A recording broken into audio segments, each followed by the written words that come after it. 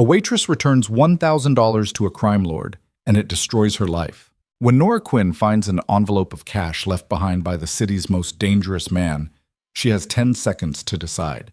Take the money that would save her dying brother, or do the impossible and give it back. Her choice triggers a chain reaction that will pull her from poverty into a world of violence, betrayal, and power she never wanted to understand. This is a story about survival, morality, and what happens when someone who has nothing refuses to become nothing. If you're watching from your city, drop a comment below. Let me see how far this story travels. Hit that like button and let's begin. The fluorescent lights in Rosy's diner had been dying for 3 years, same as everything else in this part of the city. They flickered in rhythm with Nora Quinn's pulse as she wiped down the same cracked vinyl booth for the 4th time that hour, her rag moving in mechanical circles that required no thought, no presence, just motion. The coffee in the pot behind the counter had been burning since 4 p.m. It was now past 9. The smell had stopped registering to her somewhere around year 2 of this job. 23 years old, and she moved like someone twice that age, her shoulders carrying weight that had nothing to do with the plates she balanced or the trays she hauled. Every step was calculated economy. No wasted energy, no unnecessary movements. Survival had taught her to ration everything, even the way she walked. The diner held maybe a dozen people scattered across booths and counter stools, each one isolated in their own bubble of late-night existence. A truck driver nursing his 5th cup of coffee. 2 teenagers in the corner booth trying to make a single order of fries last until midnight.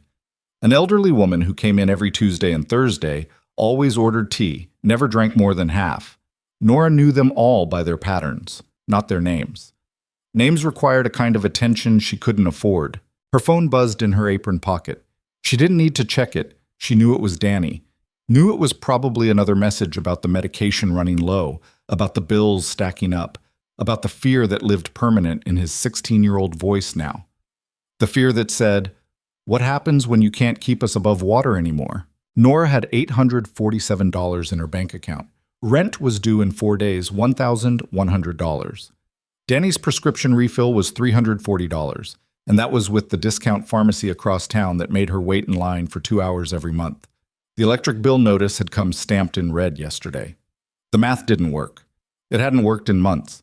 She'd been running on borrowed time and maxed credit cards, juggling which disaster to address first, which crisis could wait another week. The diner door chimed.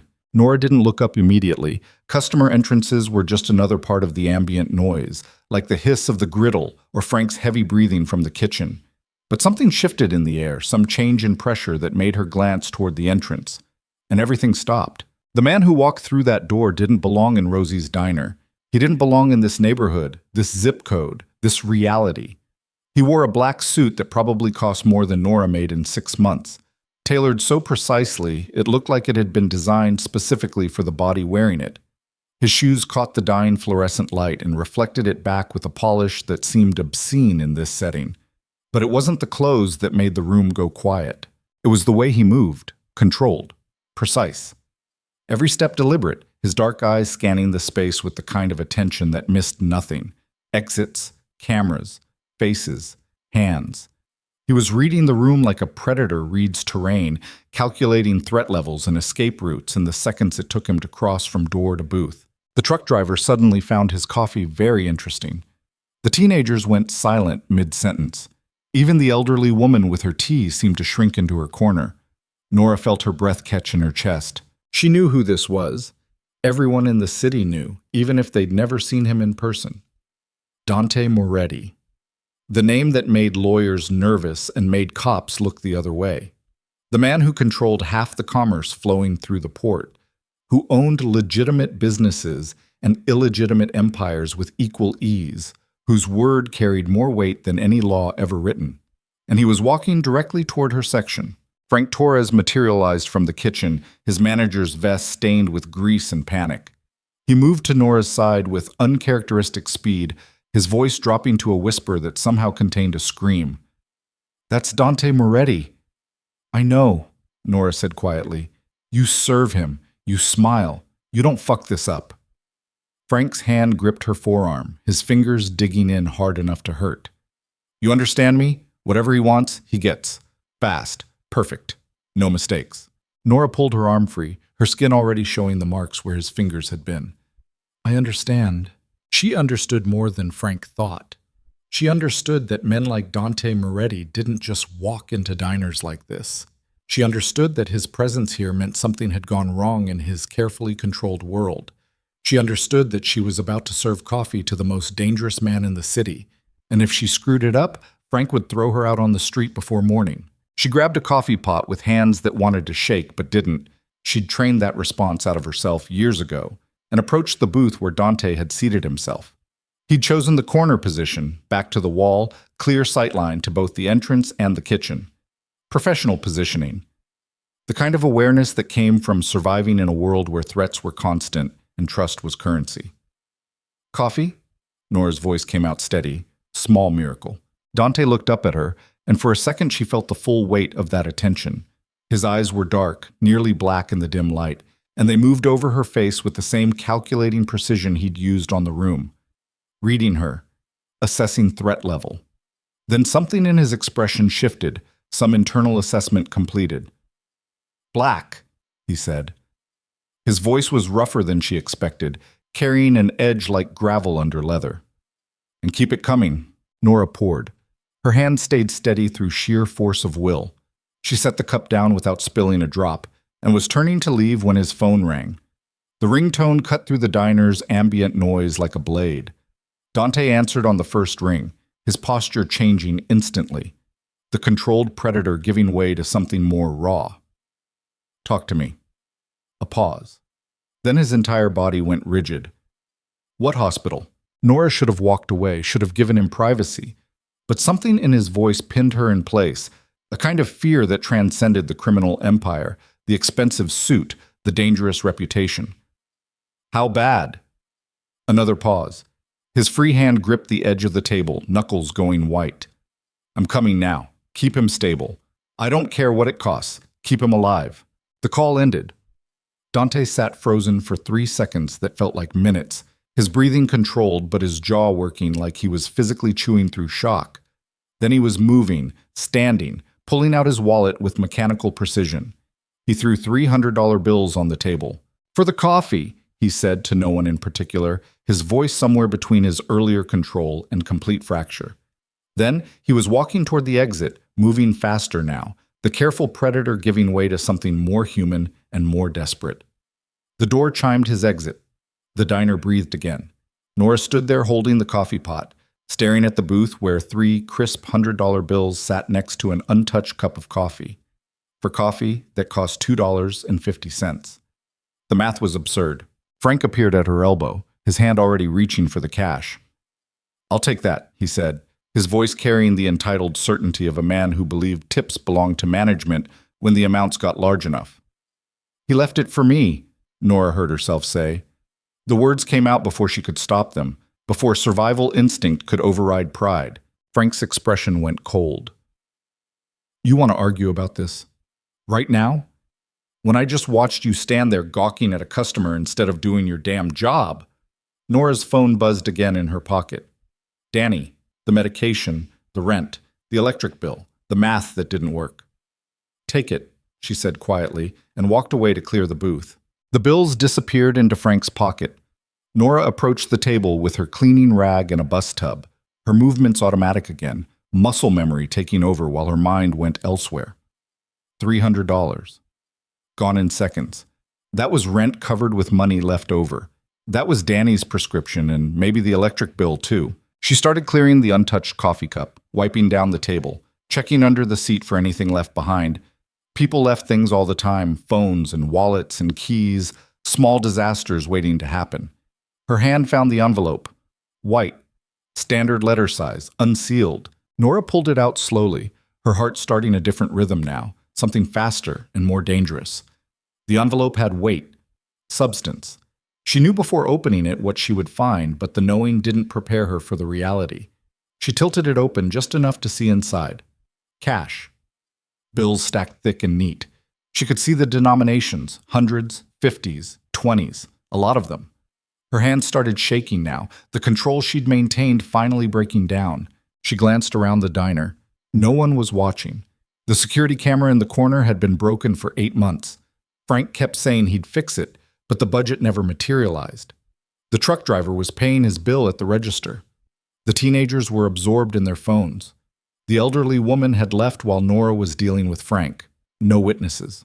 She pulled the envelope fully out from under the seat and quickly moved it into her bus tub, covering it with used napkins and a dirty plate. Her pulse hammered so hard she could feel it in her temples.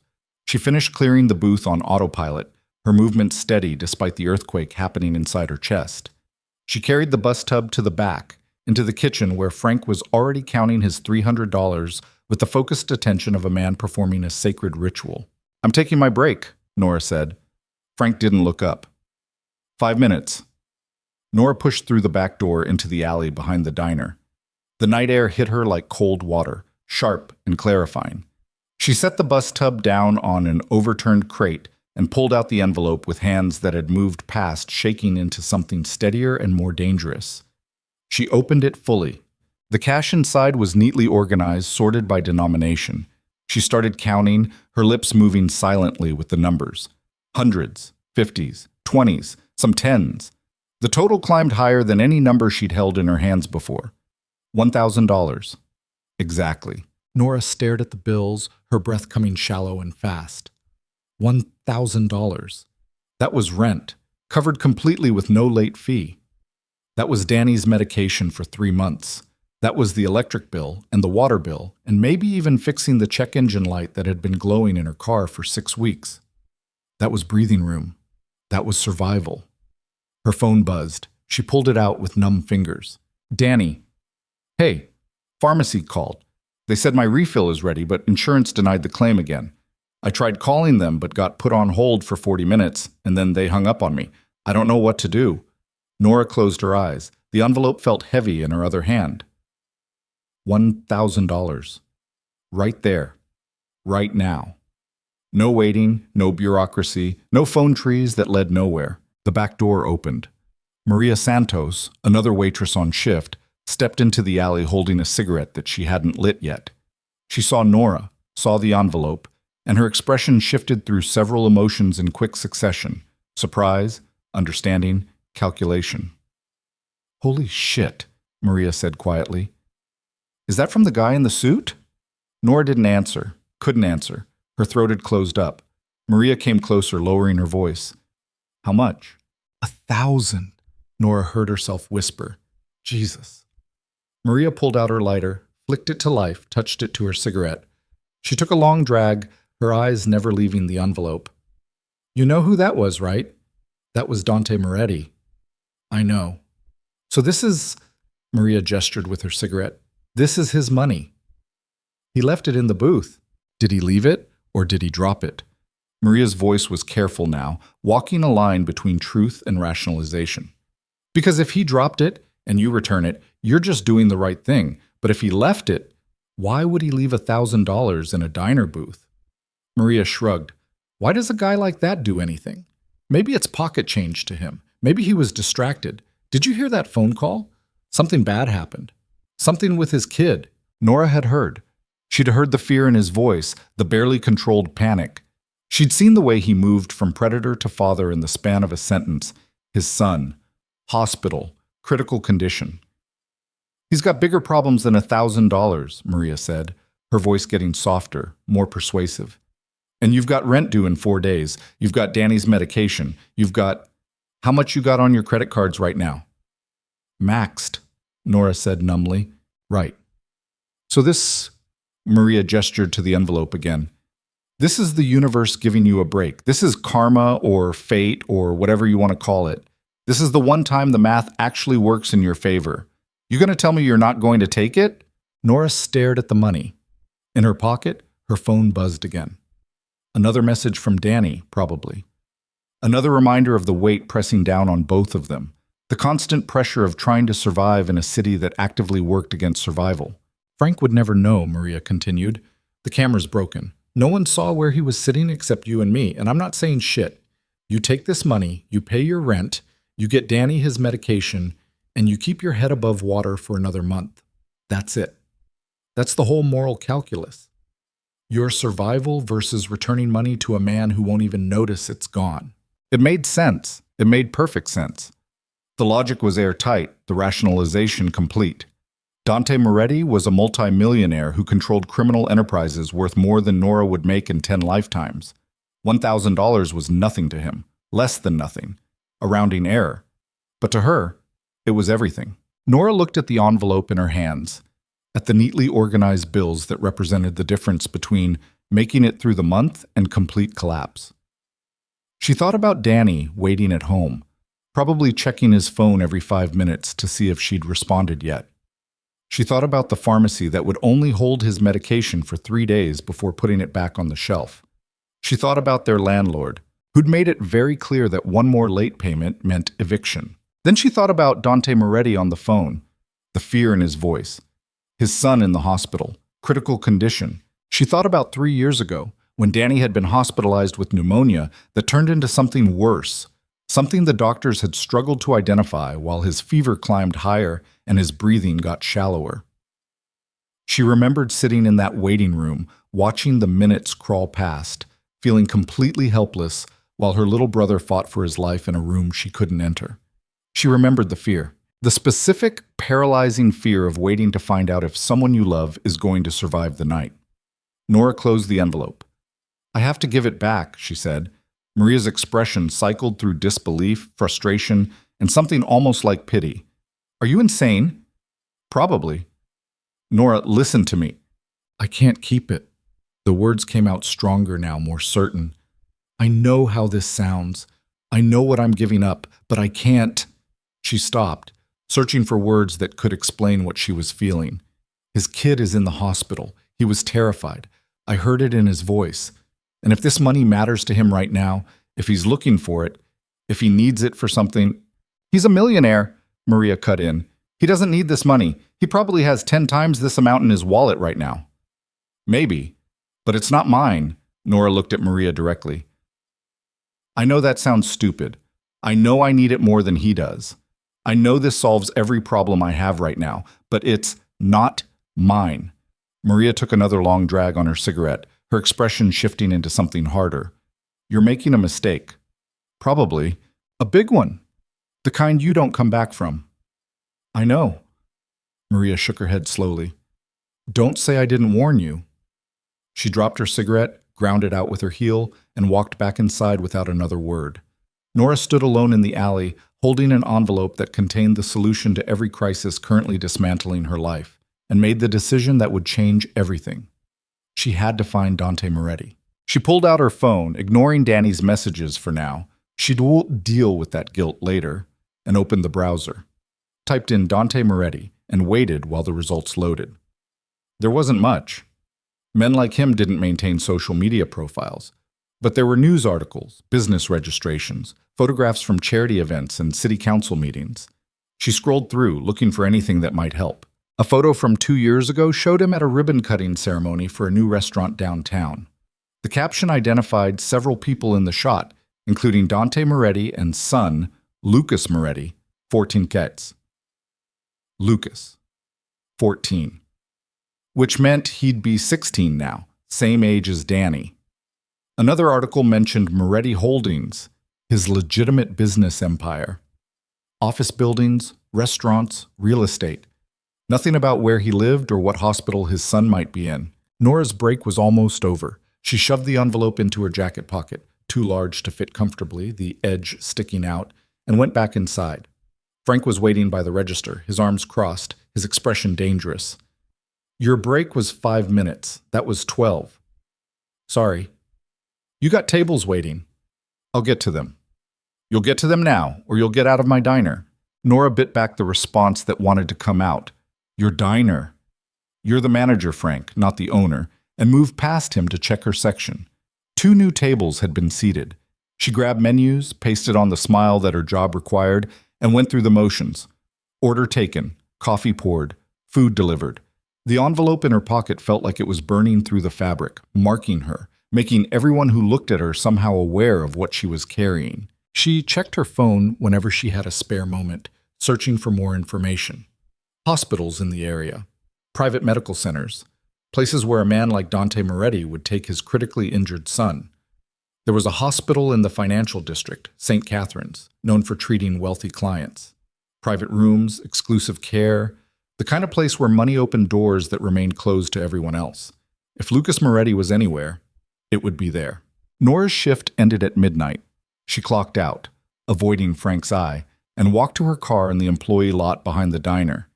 The Honda Civic was 11 years old, running on prayer and determination, the check engine light a constant companion.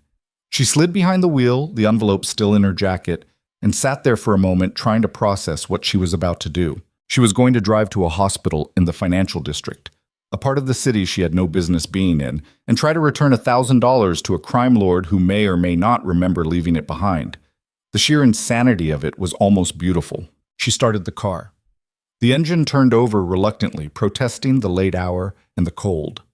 She pulled out of the lot and headed east, toward the part of the city where buildings scraped the sky and money moved in amounts she couldn't comprehend. The drive took 40 minutes. Traffic was light this time of night, just the usual collection of taxis and late-shift workers and people whose reasons for being out past midnight were their own business.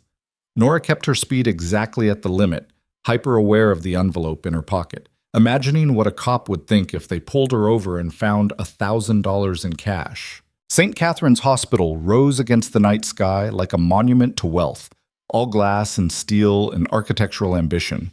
The main entrance was lit up bright enough to hurt, the kind of lighting that said we can afford to waste electricity on aesthetics. Nora pulled into the visitor parking lot and sat there for a moment, her hands gripping the steering wheel hard enough to hurt. This was insane. This was beyond insane. She was a waitress from the East Side, walking into a hospital for millionaires, trying to find a man who controlled half the criminal enterprise in the city so she could give him back money that would solve every problem in her life. Maria was right. This was a mistake, the kind you don't come back from. Nora got out of the car. The night air was different here, cleaner somehow, like even the oxygen cost more in this neighborhood. She walked toward the entrance, the envelope burning in her pocket, her heart hammering a rhythm that felt like a countdown to disaster. The lobby was all marble and hushed voices, more like a luxury hotel than a medical facility. A security guard stood by the main desk, his posture suggesting he was more than just decoration. Nora approached the reception desk, where a woman in her 50s looked up with the kind of professional smile that said, "You don't belong here. Can I help you?" The smile didn't reach her eyes. "I'm looking for someone," Nora said. "Lucas Moretti. He was admitted tonight, critical condition." The receptionist's expression shifted microscopically, a flicker of recognition, then careful neutrality. "Are you family?" "No, Nora stopped. What was she? A waitress returning lost property? A good Samaritan making terrible decisions? "I have something that belongs to his father. It's important." Visiting hours ended at 9. The professional smile was back, firmer now. "You can return during regular hours tomorrow." "This can't wait." "I'm sorry, but hospital policy—" "Please." Nora leaned forward, dropping her voice. "His father left something at my work. Something important. I need to get it to him tonight." The receptionist studied her for a long moment, performing some kind of internal calculation. Then she picked up a phone, turned slightly away, and spoke in tones too quiet for Nora to hear. The security guard shifted his position slightly, his attention now fully on Nora. This was going wrong. She could feel it happening, the situation slipping out of her control like water through fingers. She should leave. Should walk out right now before this got worse. She had tried. That was enough. She could tell herself she tried. The receptionist hung up the phone and looked at Nora with an expression that was harder to read now. "Someone will be down to speak with you shortly. Please have a seat." Nora moved to the waiting area, her legs feeling unsteady, and sat in a chair that probably cost more than her car. The security guard maintained his position by the desk, his eyes tracking her movements. She pulled out her phone to check the time, 12:47 a.m., and found 3 more messages from Danny. "Danny, did you talk to the pharmacy?" "Danny, I'm getting worried. My inhaler is almost empty." "Danny, are you okay?" She started typing a response, then stopped. What could she say? "I'm in a hospital for rich people trying to return $1,000 that we desperately need to a mob boss because I'm apparently incapable of making rational decisions when under stress." She deleted the half-written message and pocketed her phone. 5 minutes passed. Then 10. The lobby remained quiet except for the ambient sounds of a hospital at night. Distant beeping, soft footsteps, the hum of expensive HVAC systems. Nora's hands were sweating. She wiped them on her jeans and tried to look like someone who belonged in a place like this. The elevator chimed. Two men emerged, not hospital staff. They wore suits similar to Dante's, expensive, well-tailored, designed to project authority. They moved with the same controlled precision, the same awareness of surroundings and threat assessment. They walked directly to Nora. "You're here about Mr. Moretti?" The one who spoke was maybe 40, with salt and pepper hair and eyes that missed nothing. Nora stood. "Yes, I have something that belongs to him." "What kind of something?" She pulled the envelope from her pocket. Both men's expressions changed instantly, their attention sharpening in a way that made Nora's survival instinct scream at her to run. "Where did you get that?" The second man, younger, had moved his hand inside his jacket. "Gun, probably." "He left it at the diner where I work, in a booth. I think he forgot it when he got the phone call about his son." The two men exchanged a look that contained an entire conversation. Then the first one held out his hand. "We'll make sure he gets it." Something in Nora resisted. She'd come this far, driven across the city, walked into this place, waited in this lobby. Handing the envelope to these men felt wrong somehow, incomplete. "I'd like to give it to him personally," she heard herself say. Both men's expressions hardened. "That's not how this works," the first man said, his voice dropping into a register that suggested the conversation was over. You need to hand over the envelope and leave. Now." The security guard had moved closer. The receptionist was watching with the careful attention of someone witnessing something potentially violent. Nora looked at the envelope in her hand, then at the two men whose body language screamed threat despite their expensive suits and professional demeanor. She thought about turning around and walking out. Thought about going home to Danny, taking the money, paying the rent, getting the medication, surviving another month. Instead, she said, "No." The word hung in the air like a grenade with the pin pulled. "Excuse me?" The first man's voice went very quiet. "I need to give this to him personally. I need to explain how it was found.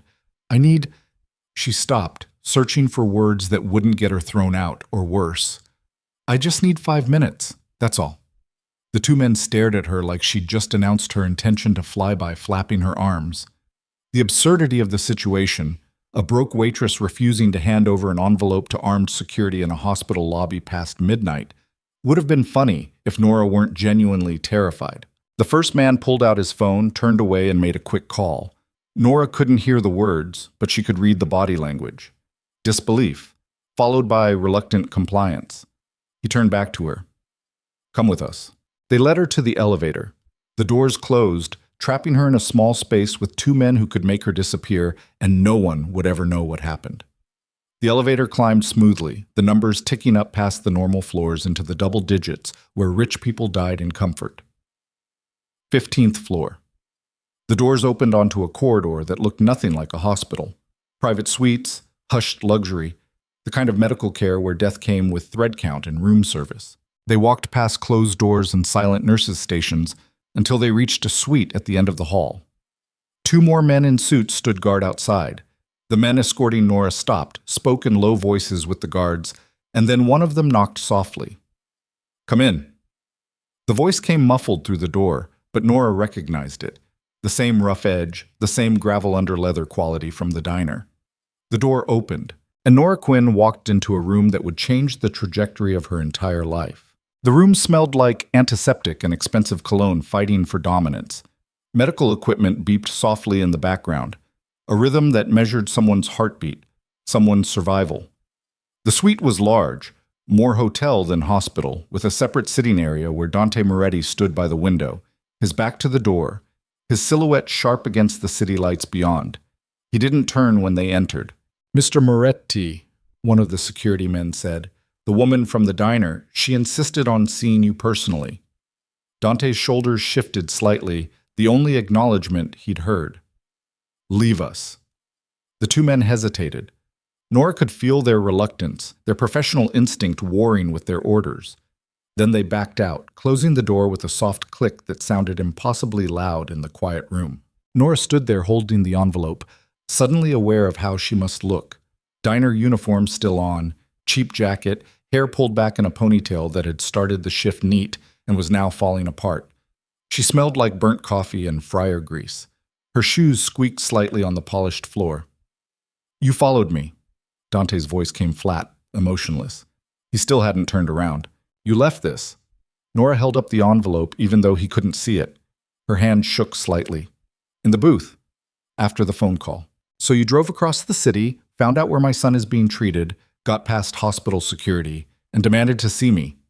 Now he turned, and the face that met hers was nothing like the controlled predator from the diner. This was a man who'd been running on adrenaline and fear for hours. The expensive suit rumpled, his tie loosened, dark circles under eyes that burned with exhaustion and something more dangerous. At 1 a.m. to return money. Yes, Dante stared at her for a long moment.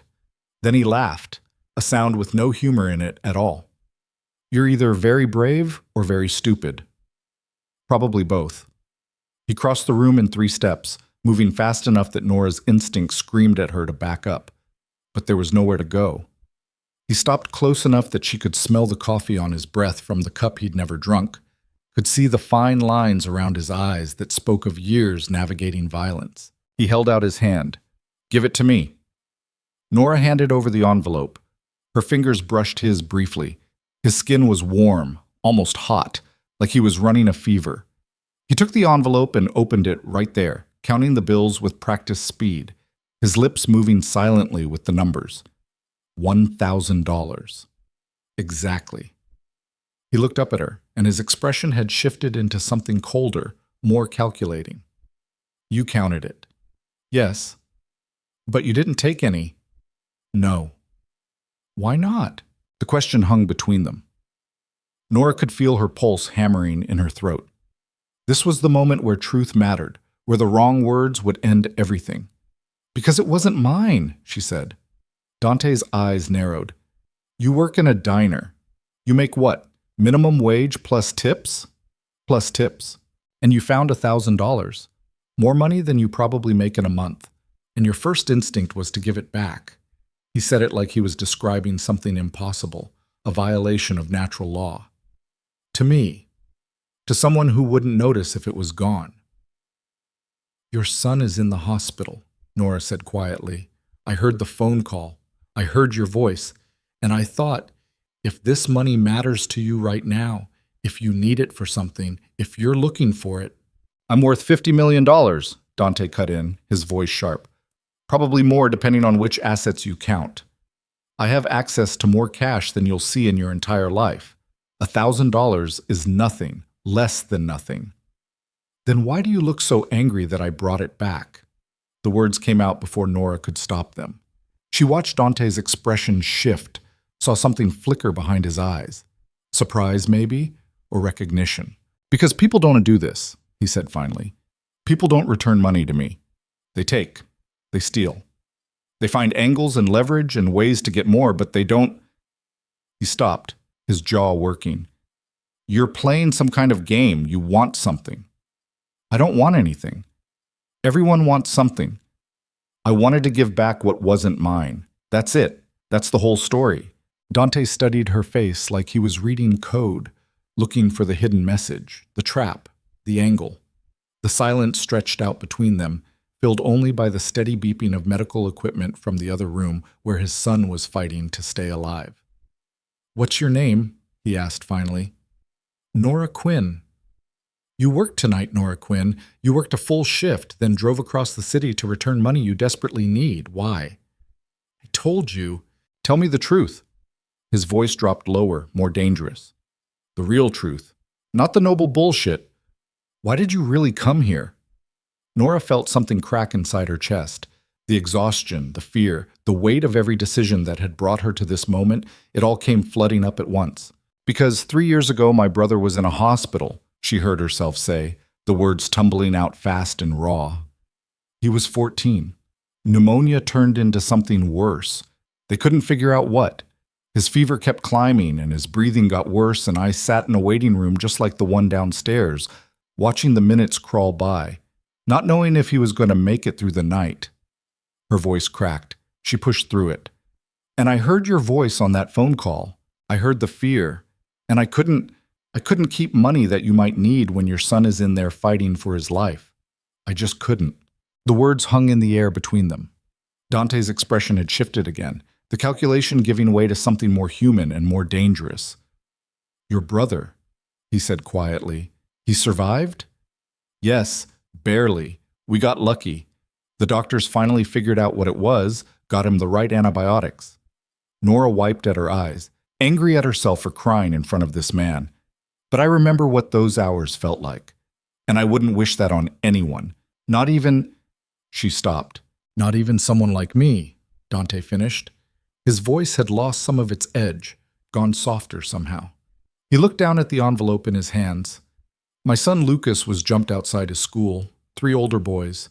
They beat him with a baseball bat, fractured his skull, broke his ribs, punctured a lung. They left him in the parking lot. Nora felt the air leave her lungs. I'm so sorry. The doctors say he'll live. Probably. If there's no brain swelling, if the lung heals right, if a dozen other things go the way they're supposed to. Dante's hands tightened on the envelope, crushing it slightly. He's 16 years old. He likes computers and terrible music, and he's never hurt anyone in his life. And they beat him like an animal because of who his father is. The pain in his voice was so raw it hurt to hear. Nora understood in that moment that she was seeing something few people ever saw. Dante Moretti stripped of all the armor, all the control, reduced to just a father watching his child suffer. The money, Dante said, looking at the envelope. I was going to use it to pay a source, someone who knows who did this. Who ordered it? He looked up at her. Because this wasn't random, Nora Quinn. This was a message. A move in a game I didn't know I was playing. Someone wanted to hurt me through my son. Someone inside my organization. Inside? Nora's mind raced through the implications. You mean someone you trust. Trusted. His voice went cold again. Past tense. And when I find out who, they're going to wish they'd never been born. The temperature in the room seemed to drop. Nora could see the shift happening in real time, the grieving father disappearing, the predator returning. This was the man who controlled criminal empires, who made problems disappear, who survived in a world where trust was currency and betrayal was death. I should go, Nora said quietly. I've taken up enough of your time. Wait. Dante set the envelope down on a side table, then turned back to her. You said you work at Rosy's diner. That piece of shit place on 7th? Yes. How much do you make? Real numbers. Nora hesitated. Why does that matter? Answer the question. Minimum wage, $9.50 an hour. Tips average maybe $40, $50 a shift if I'm lucky. Less when it's slow. And you have a brother who needs medication. It wasn't a question, but Nora answered anyway. Yes, Danny, he's 16. Chronic asthma, some other complications. The medication is expensive even with insurance. What's your rent? I don't see why, what's your rent? $1,100, due in 3 days. Dante pulled out his phone, typed something quickly. And the medication costs how much monthly? About $340 with the discount pharmacy. More if I use the closer one. He typed more numbers. His expression was unreadable. Then he looked up at her with eyes that had shifted into full calculation mode. You gave back $1,000 that would have solved all those problems. Rent, medication, probably more. You gave it back to a stranger who didn't need it, who wouldn't have missed it, who you'll probably never see again. He pocketed his phone. That kind of integrity is rare, especially in this city, especially from people who are desperate. I'm not looking for praise, Nora said, feeling heat rise in her cheeks. I did what I thought was right. That's all. I'm not praising you. I'm trying to figure out what the hell to do with you. You don't have to do anything with me. I'm leaving. Nora turned toward the door. Your manager at the diner, Frank Torres. He fired you tonight, didn't he? Nora froze, her hand on the door handle. She turned slowly. How did you? I made some calls while you were in the lobby, found out who you are, where you work, what your situation looks like. Frank Torres has a reputation. He saw that envelope, didn't he? Saw the money I left? Took it for himself, then fired you for something petty, so you couldn't complain about it later. The accuracy was unsettling. That's pretty much exactly what happened. So you're unemployed now. Rent due in 3 days. Brother needs medication. No job. No way to pay for any of it. Dante crossed his arms. And you still gave the money back. What else was I supposed to do? Keep it. Use it. Survive. That's what 99% of people would have done. That's what I would have done at your age. I'm not you. No. Dante looked at her with an expression she couldn't read. You're definitely not. The door to the bedroom area opened. A nurse emerged, a woman in her 40s with kind eyes and professional efficiency. She glanced at Nora, then focused on Dante. Mr. Moretti, Lucas is asking for you. Dante's entire demeanor changed instantly. The predator vanished, replaced by the father. How is he? Stable. The swelling is going down. Dr. Harrison is optimistic, but he wants to keep him sedated for another few hours to let the body heal. I'll be right there. Dante waited until the nurse had gone back inside, then turned to Nora. I need to go. But this conversation isn't finished. There's nothing else to say. There's a lot else to say, but not tonight. He pulled out his wallet, extracted a business card, and handed it to her. That's my private number. Not the office line, not the assistant. Me.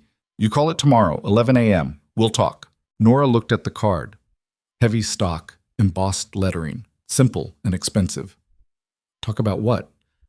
About the fact that you're unemployed and broke, and I might have a solution to that problem. About the fact that you did something tonight that no one in my world would ever do. About... He stopped, something flickering across his face. Just call the number, Nora Quinn, 11 a.m. And if I don't? Dante smiled, but it didn't reach his eyes. Then you go back to your life and I go back to mine, and we never see each other again. But I don't think you'll do that. Why not? Because you drove across the city at midnight to give money back to a stranger. Because you make terrible financial decisions based on doing the right thing. Because you're curious now. He moved toward the bedroom where his son was. 11 a.m. Don't be late. Then he was gone, the door closing behind him, leaving Nora standing alone in the suite holding a business card that felt like it weighed 1,000 pounds. She looked at it for a long moment. Then she pocketed it and left. The 2 security men were waiting outside. They escorted her back to the elevator without a word, rode down with her in silence, walked her to the lobby. The receptionist watched her leave with an expression that contained recognition now. She'd been vetted, approved, marked as someone who had access. Nora pushed through the main doors into the night air. It was nearly 2 a.m. The city felt different now, charged somehow, like the world had shifted while she'd been inside and nothing would ever quite line up the same way again.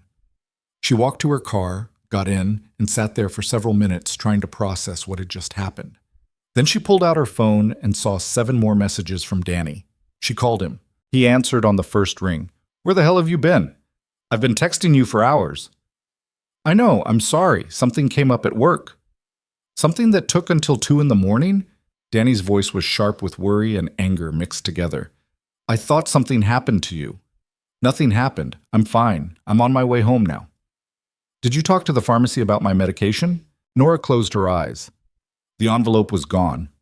The money that could have paid for 3 months of prescriptions had been returned to a multimillionaire who barely noticed it existed. She'd made the right choice.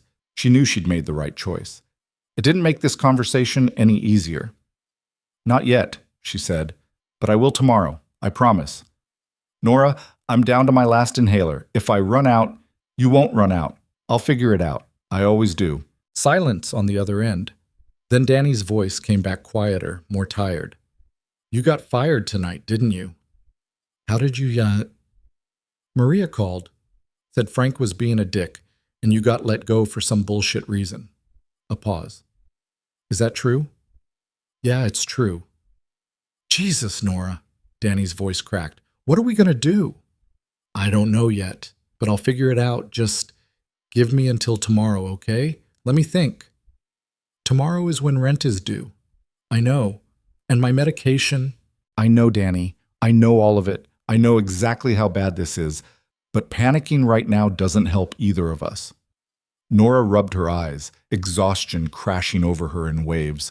Just trust me, okay? Can you do that? Another pause. Okay. But Nora? Yeah? Whatever you're thinking of doing, whatever plan you're making, please don't do anything stupid. Nora looked at the business card sitting on her passenger seat, at the embossed name and the private number that connected directly to one of the most dangerous men in the city. Too late for that, she muttered. What? Nothing. I'll be home in 40 minutes. Go to sleep. She hung up before he could argue, started the car, and drove home through empty streets while her mind raced through possibilities and consequences and the steadily narrowing space between survival and disaster. The apartment was dark when she arrived. Danny had left a single lamp on in the living room, his way of making sure she didn't walk into complete darkness. She locked the door behind her, kicked off her shoes, and collapsed on the couch without bothering to change out of her work clothes. Sleep didn't come. She lay there staring at the ceiling, replaying the conversation with Dante Moretti over and over. His words, his expression, the way he looked at her like she was a puzzle he couldn't solve. You make terrible financial decisions based on doing the right thing. He wasn't wrong. I might have a solution to that problem. What kind of solution? A job? Charity? Something worse? Nora pulled out the business card and stared at it in the dim light. Dante Moretti. Private number. 11 a.m. She could throw it away. Could ignore the call and go back to the desperate scramble of finding another job, dodging bills, rationing medication. Could pretend tonight never happened. But that option felt like a door closing, like watching the last light go out in a room. She set the card on the coffee table and closed her eyes. Tomorrow. She'd decide tomorrow. Sleep finally came around 4 a.m., thin and restless and full of dreams she couldn't quite remember when her alarm went off at 9. Danny was already awake, sitting at the tiny kitchen table with his laptop open, searching job listings with the grim determination of someone who knew exactly how bad their situation was. Morning, Nora said, her voice rough with exhaustion. Morning. Danny didn't look up. I found 3 places hiring, fast food, retail, 1 warehouse position. I can apply today if you want. Danny, you're in school. You can't. I can drop to part-time, take evening classes. We need the money, Nora. You can't do this alone anymore. The words hit like a physical blow. Nora sat down across from him, reached over and closed the laptop. No, she said firmly. You're not dropping out of school. You're not sacrificing your future because I lost a shitty job at a shitty diner. Then what's the plan? Danny looked up at her with eyes that looked too old for 16. Because I did the math. Without your income, we have maybe 2 weeks before everything falls apart. Rent, medication, food. It all stops working without money coming in. I know. So what's the plan? Nora looked at the business card sitting on the coffee table where she'd left it. 10:47 a.m. 13 minutes until she was supposed to call. I might have something, she said carefully. Danny followed her gaze to the card. What's that? An opportunity, maybe. I don't know yet. From who? Someone I met last night, at the diner. A customer? Danny's expression shifted into suspicion. What kind of opportunity? I don't know. He just said to call him at 11? That sounds sketchy as hell, Nora. I know how it sounds. So you're not going to call?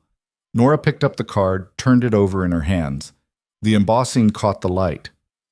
I haven't decided yet. What's there to decide? Some random customer offers you a mysterious job opportunity, tells you to call him. That's literally how every crime documentary starts. You know that, right? He's not random. The words came out before Nora could stop them. What does that mean? Nora looked at her brother, at the fear and worry etched into his young face, and made a calculation. Tell him the truth. That she'd spent last night returning money to a crime lord and was now considering taking a phone call that might pull them both into a world they didn't understand. Or lie. Protect him from the weight of this decision. Carry it alone the way she'd been carrying everything alone for years. It means he's someone with resources, she said finally. Someone who might be able to help us. And what does he want in return? I don't know yet. But you're going to find out. I don't have a lot of options here, Danny. We're 3 days from eviction. You're almost out of medication. I've got $800 in the bank and no job. So yes, I'm going to make this phone call and see what he's offering. And then I'm going to decide if it's worth it. Danny stared at her for a long moment. This is because of last night, isn't it? Whatever happened at the diner, whatever made Frank fire you, it's connected to this. Maybe. You're being really vague, and that scares me. I'm being vague because I don't have answers yet. Give me an hour. Let me make this call. Hear what he has to say. Then we'll talk for real, okay? Danny didn't look convinced, but he nodded. Okay. But Nora? If this feels wrong, if any part of it seems dangerous, I'll walk away. I promise. She checked the time. 10:58 a.m. 2 minutes. Nora stood up, grabbed her phone, and walked into her bedroom for privacy. She sat on the edge of her bed, the business card in one hand and her phone in the other, and watched the seconds tick away. 11 a.m. She dialed the number. It rang twice. Then, Nora Quinn, you're punctual. I like that. Dante's voice came through clear and controlled, nothing like the exhausted father from last night. This was the businessman, the operator, the man who ran empires. You said 11, Nora replied. I'm here. How's your brother? The question caught her off guard. How do you... Oops. I did my research. Danny Quinn, 16, chronic asthma, immunodeficiency disorder, requires regular medication that your insurance barely covers. Currently enrolled at Lincoln High, honor student despite missing significant class time due to health issues. A pause. You've been his primary guardian since your parents died 4 years ago. Car accident on the interstate. You were 19. Nora felt her breath catch. You had no right to... I had every right. You walked into my life, into a private moment with my critically injured son, and handed me $1,000 like it was nothing. You think I wouldn't find out everything about you? His voice softened slightly. I needed to know if you were a threat, if there was an angle I was missing, if someone sent you. And you're exactly what you appeared to be. A broke waitress taking care of her sick brother, making terrible financial decisions based on moral compasses that should have been beaten out of you by now. You have a real gift for compliments. Dante laughed, actually laughed. I'm not trying to compliment you. I'm trying to understand you because what you did last night, returning that money, it tells me something about who you are. And I think I might have a use for someone like that. A use? Nora's stomach tightened. That sounds ominous. It's a job offer, legitimate, legal, nothing that violates your apparently ironclad moral code. What kind of job? I own several restaurants through Moretti Holdings, high-end places, mid-range chains, a few casual dining establishments. They need managers, supervisors, people who can handle operations. You've been working food service for, papers rustling, 5 years? Started as a dishwasher, worked up to server, brief stint as a shift lead before Rosy's hired you away with a 20-cent raise. You really did your homework. I always do. The point is, you know the industry. You know operations. You're smart enough to manage people and process. And most importantly, you're honest.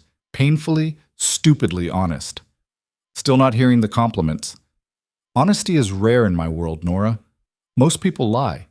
They steal. They find angles. But you? You drive across the city to return money you desperately need. That kind of integrity is valuable, worth investing in. Nora stood up, started pacing her small bedroom. So what, you want to hire me to manage one of your restaurants? Just like that? Because I gave you back some cash? Not just like that. There would be an interview process, background checks, which you'll pass because you're clean as fresh snow. Probationary period, standard employment protocols. A pause. But yes, essentially, I'm offering you a job with Moretti Holdings, salary position, benefits including full medical coverage for you and one dependent, $45,000 annually to start, with performance bonuses and advancement opportunities. The numbers hit Nora like a physical force. 45,000. That was more than double what she'd been making at the diner, with medical coverage, for her and Danny. That's insane, she said quietly. That's the standard rate for restaurant management in my organization. You don't even know if I can do the job. I know you showed up at midnight to do the right thing, when doing the wrong thing would have been easier and more profitable. That tells me more than any resume. Dante's voice shifted, went more serious. Look, I'm not offering this out of charity. I need people I can trust in key positions. People who won't steal from me, won't cut corners, won't play games. You proved last night that you're capable of doing the hard thing when it matters. That's exactly what I need. Nora stopped pacing. And if I say no, then you say no. You go back to job hunting, I go back to running my businesses, and we never speak again. No hard feelings, no consequences.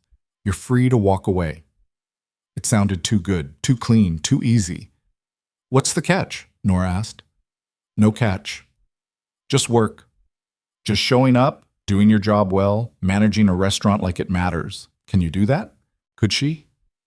$45,000. Medical coverage, a real salary instead of scrambling for tips and dodging bills.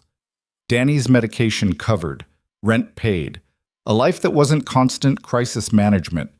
But this was Dante Moretti, a man whose legitimate businesses were probably just the visible surface of something much darker underneath.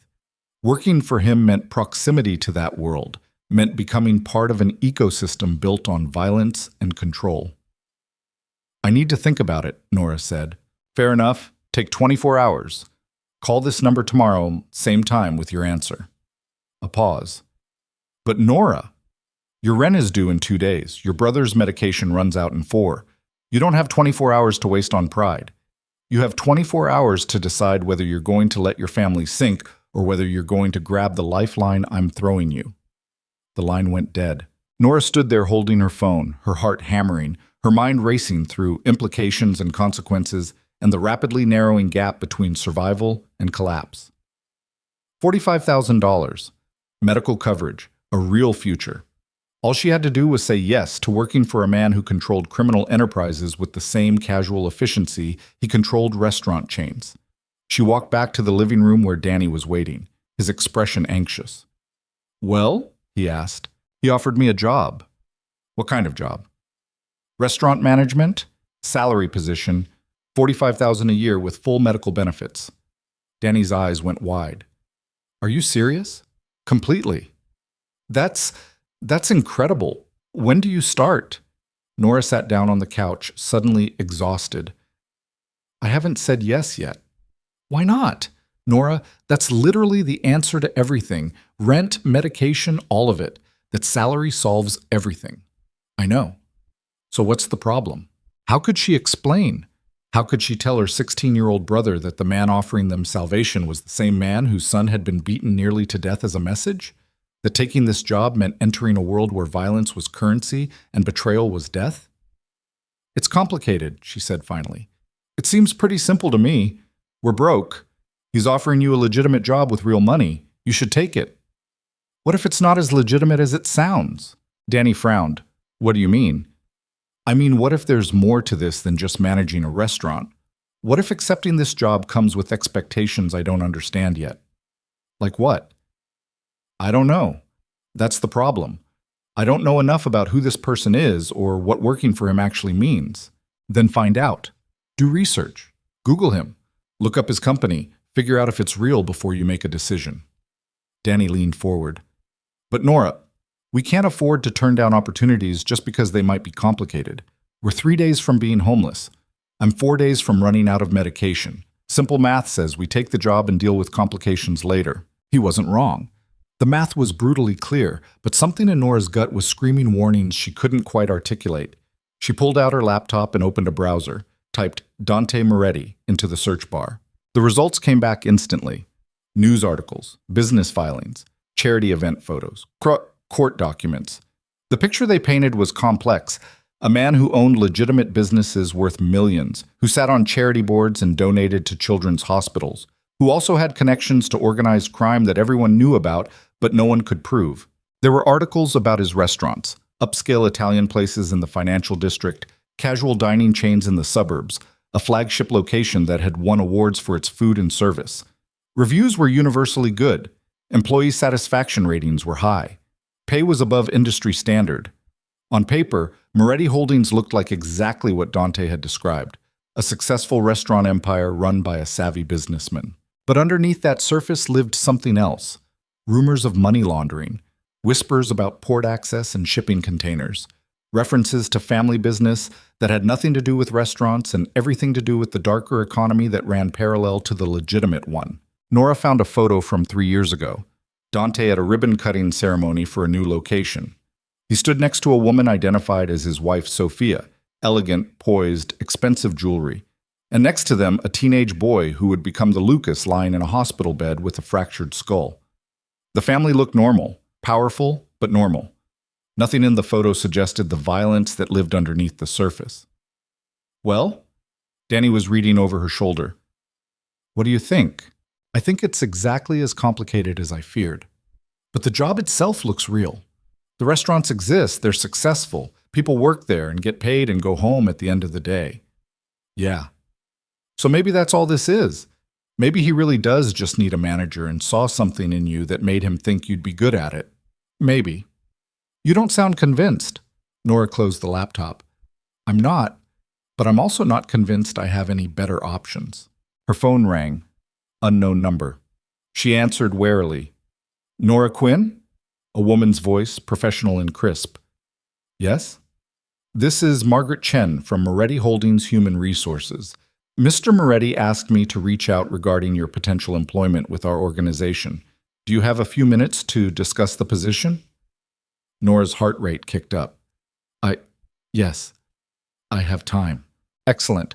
First, I want to clarify that this is a preliminary conversation. Nothing is finalized until you formally accept the position and complete our onboarding process. But Mr. Moretti indicated you might have questions about the specifics of the role, and I wanted to make myself available to address those. Does that work for you? Yes? Thank you. Perfect. The position we're discussing is restaurant manager for our Midtown location, Leon's. It's one of our casual dining establishments, moderately high volume, staff of approximately 30, including kitchen and front of house. You would report directly to our regional director while maintaining day-to-day operational control. Responsibilities include staff management, inventory, scheduling, customer service oversight, and ensuring health and safety compliance. Does that align with your understanding? It sounded completely normal, completely legitimate. Yes, Nora said. That's what I understood. Good.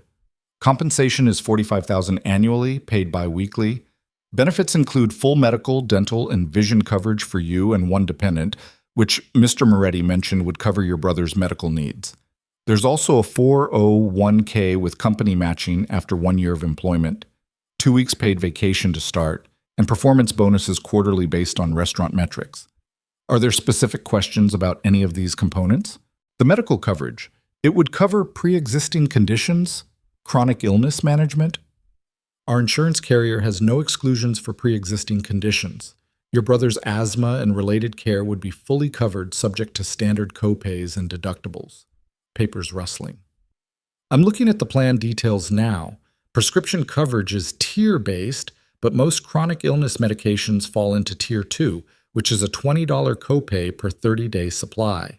$20 versus the $340 Nora currently paid. That would be significant, Nora managed. I'm glad to hear it. Now, if you decide to accept the position, we would need you to start as soon as possible. The current manager is transitioning out, and we're looking to minimize disruption. Could you potentially begin Monday? Today was Thursday. That gave her 4 days. Monday should work, Nora heard herself say. Wonderful. Then here's what happens next. You discuss the offer with your family, make your decision, and call Mr. Moretti tomorrow at 11 a.m. as discussed. If you accept, you'll come into our main office Monday morning for paperwork, background check processing, and orientation. You'll spend the week training with the outgoing manager and then take over full operations the following Monday. Questions so far? Just one. This is a legitimate position, right? There's nothing... Nora struggled for words. Nothing unusual about it? Margaret's voice warmed slightly. I understand your concern, and I appreciate you asking directly. Yes, this is a completely legitimate restaurant management position. You'll be working in food service, managing staff, handling normal business operations. Nothing illegal, nothing unethical, nothing that would compromise your values. Mr. Moretti runs several kinds of businesses, and he's very careful to keep them separate. Moretti Holdings is clean, by the book, fully compliant with all employment law and industry regulations. I wouldn't work here if it wasn't. The answer felt honest. Nora wanted to believe it. Okay, she said. Thank you for clarifying. Of course. And Nora? For what it's worth, I've been with this company for 8 years. I've processed hundreds of new hires. What I can tell you is that Mr. Moretti takes care of his people. If you work hard, if you're honest, if you do your job well, you'll have a career here, not just a job.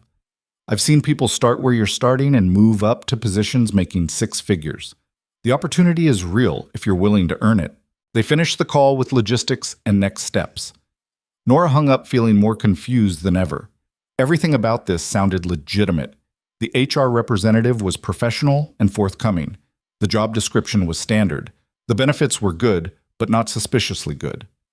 And yet something in her gut kept whispering warnings about getting involved with Dante Moretti in any capacity. She spent the rest of the day researching. Read employee reviews on job sites. Mostly positive, some complaints about long hours, but nothing suggesting anything improper.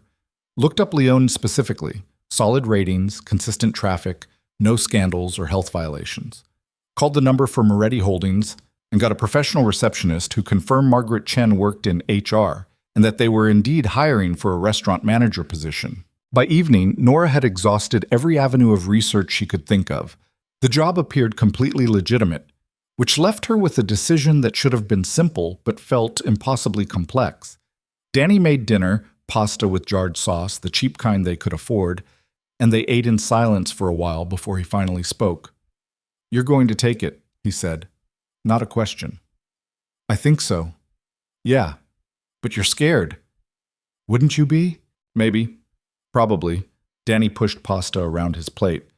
"But I'm also scared of what happens if you don't take it. We've been barely surviving for so long, Nora. I'm tired. I know you're tired. This job, it's a chance to stop barely surviving and start actually living. Doesn't that matter?" "Of course it matters." "Then what's holding you back?" "The feeling that there's more to this than what I can see.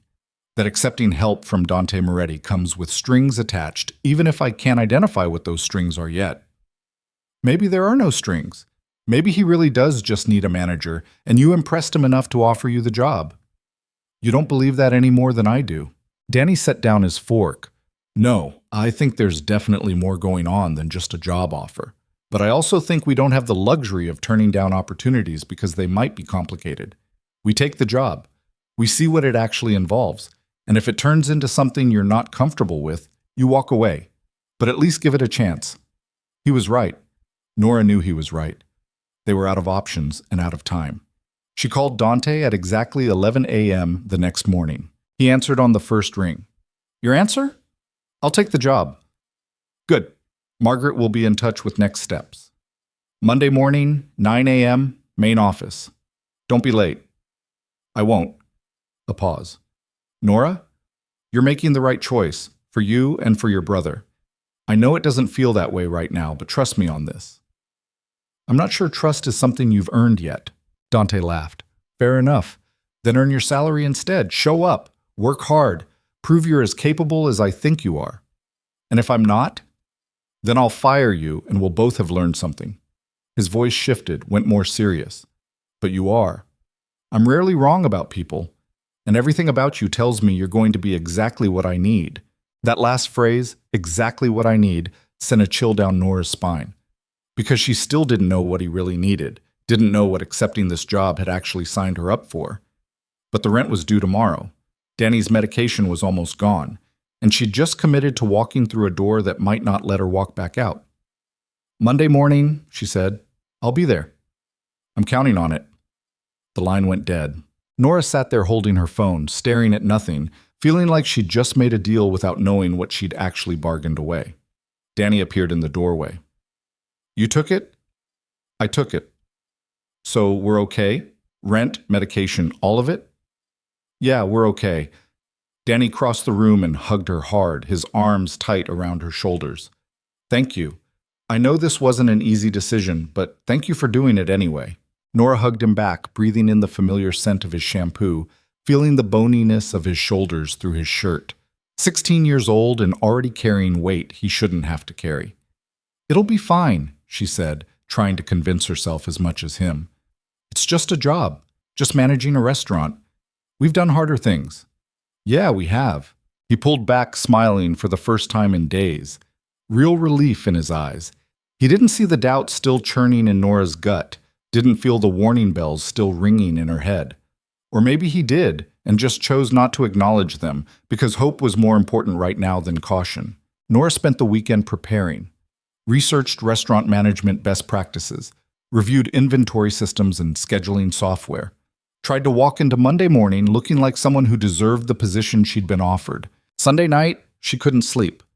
Lay in bed running through worst-case scenarios, imagining all the ways this could go wrong. But when her alarm went off at 6 a.m. Monday morning, she got up, got dressed in the most professional clothes she owned, black pants, white button-down, jacket she'd bought for her parents' funeral and barely worn since, and headed out. The Moretti Holdings main office was downtown, a gleaming tower that made Nora's car look even more decrepit parked in the visitor lot.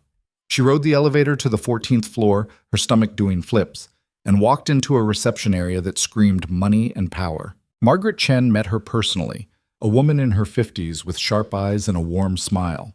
She walked Nora through paperwork, background check authorization, tax forms, insurance elections.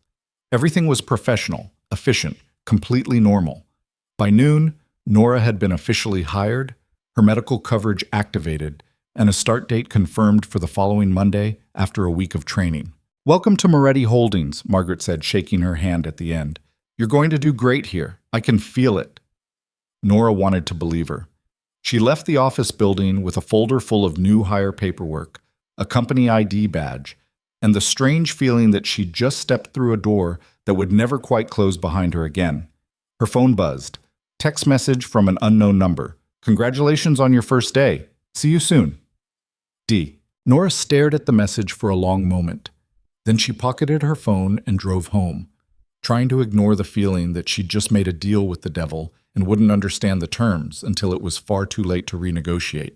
The first week at Leon's passed in a blur of controlled chaos that felt almost normal. Nora arrived every morning at 7, an hour before the restaurant opened, and stayed until after close, watching the outgoing manager, a tired woman named Patricia, who looked genuinely relieved to be leaving, demonstrate the systems, the rhythms, the thousand small details that kept a restaurant running. The staff was wary at first.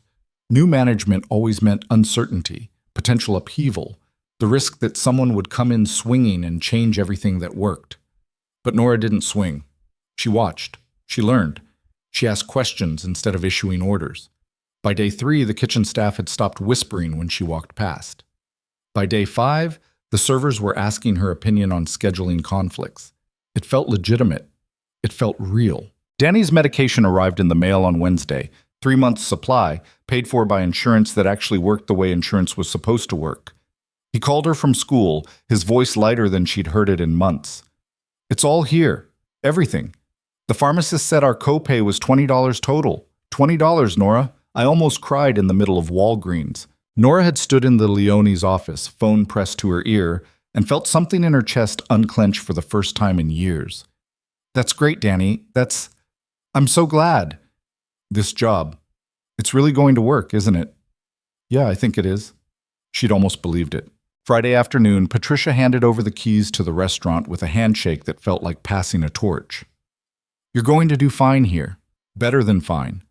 The staff likes you, the numbers are solid, and you've got good instincts. Just trust them. Thank you for everything this week." "Don't thank me yet. Managing a restaurant is like trying to solve a Rubik's Cube while it's on fire, but you'll figure it out." Patricia grabbed her purse, paused at the door. "And Nora, whatever you hear about Mr. Moretti, about the company, focus on the work in front of you. Keep your head down, do your job, and you'll be fine. It's the people who start asking too many questions who run into problems." The warning hung in the air like smoke after Patricia left. Nora stood alone in the empty restaurant, keys in hand, and felt the first real tendril of doubt creep back in. Keep your head down. Don't ask questions. What questions wasn't she supposed to ask? She pushed the thought aside. She had a restaurant to run starting Monday. That was enough to focus on. The weekend felt almost peaceful. She paid rent, on time, no late fee, no groveling to the landlord. She took Danny grocery shopping and bought actual food instead of the cheapest options available. They ate dinner together without the background radiation of financial panic poisoning every conversation. Sunday night, Nora laid out her clothes for the next day. Manager clothes now, professional and clean, and tried to sleep. Her mind kept drifting to Patricia's warning. to the way Margaret Chen had been so carefully specific about Moretti Holdings being separate from Dante's other business interests, to the fact that she still didn't really know what those other interests were. But the rent was paid. Danny's medication was covered. They had food in the refrigerator and money in the bank. Whatever questions she wasn't supposed to ask, they could wait. Monday morning came sharp and cold. Nora arrived at Leon's at 6:30, unlocked the doors with her own keys, and stepped into her first day as actual manager. The morning prep crew arrived at 7, kitchen staff who'd been doing this routine for years and didn't need her supervision. She checked inventory, reviewed the lunch specials, went over the schedule. Normal, productive, real. Lunch service was busy but manageable. The dinner rush hit at 6 and didn't let up until after 9. Nora was everywhere at once, handling a complaint at table 12, jumping on the register when the line backed up, helping Expo when the kitchen fell behind. She moved through the chaos with muscle memory from 5 years of food service, and by the time they closed at 10, she was exhausted in the way that felt earned. The staff helped clean up, chattering about their nights, their lives. Normal workplace conversation. Nora did the final cash out, locked the deposits in the safe, and was doing a last walkthrough when her phone rang. Dante. She stared at the screen for 2 rings before answering. Mr. Moretti, how was your first day? The question sounded genuine, almost paternal. Nora leaned against the bar, suddenly aware of how tired she was. Busy? Good. We did strong numbers for a Monday. I saw. I get daily reports from all locations. Leone's hasn't had a Monday that strong in 6 months. Patricia was letting things slide toward the end. The staff is good. They just needed someone paying attention. That's exactly why I hired you. A pause. I'm glad it's working out. I told you you'd be good at this. It's been 1 day, and you're already making an impact. That's not nothing, Nora. Background noise on his end. Voices, movement. I need you to do something for me tomorrow. Nothing complicated, just a small favor. There it was. The first ask, the first string attached to the job she'd convinced herself was clean. What kind of favor? Nora kept her voice neutral. I need you to accept a delivery. Someone will come by around 2 p.m., ask for you specifically, and give you a package. You take it, put it in my office. There's a locked cabinet in the back. Combination is your birthday backwards. And that's it. Don't open it. Don't ask about it. Just store it until I can pick it up later in the week. Nora's stomach tightened. What's in the package? Does it matter? Yes. Dante sighed, a sound that contained both amusement and mild frustration. It's documents, paperwork for another business transaction that I don't want going through normal channels. Nothing illegal, just private. Can you handle that? If it's not illegal, why the secrecy? Because I value discretion in all my business dealings, and I'm asking you as a favor. Are you going to help me, or are we going to have a problem on your second day? The shift in his tone was subtle but unmistakable. The friendly boss disappearing, the dangerous operator emerging. Nora made a calculation. 1 favor, documents in a locked cabinet.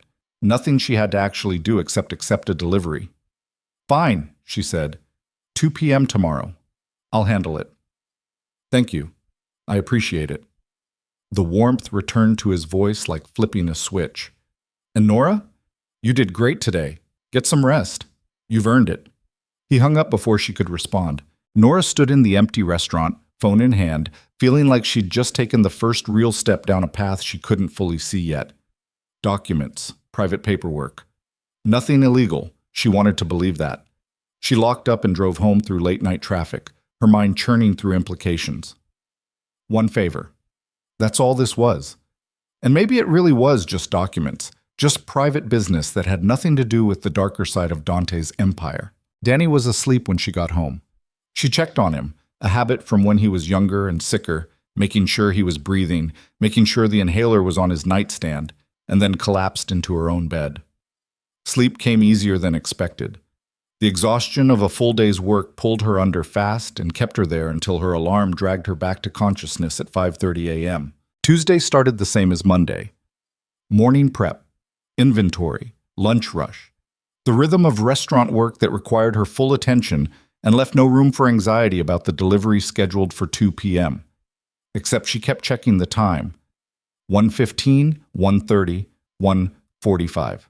At exactly 2 p.m., a man walked through the front door. Mid-40s, expensive suit, the kind of blank professional expression that said security or lawyer or something in between. He walked directly to the hostess stand where Nora was reviewing reservations. "Nora Quinn?"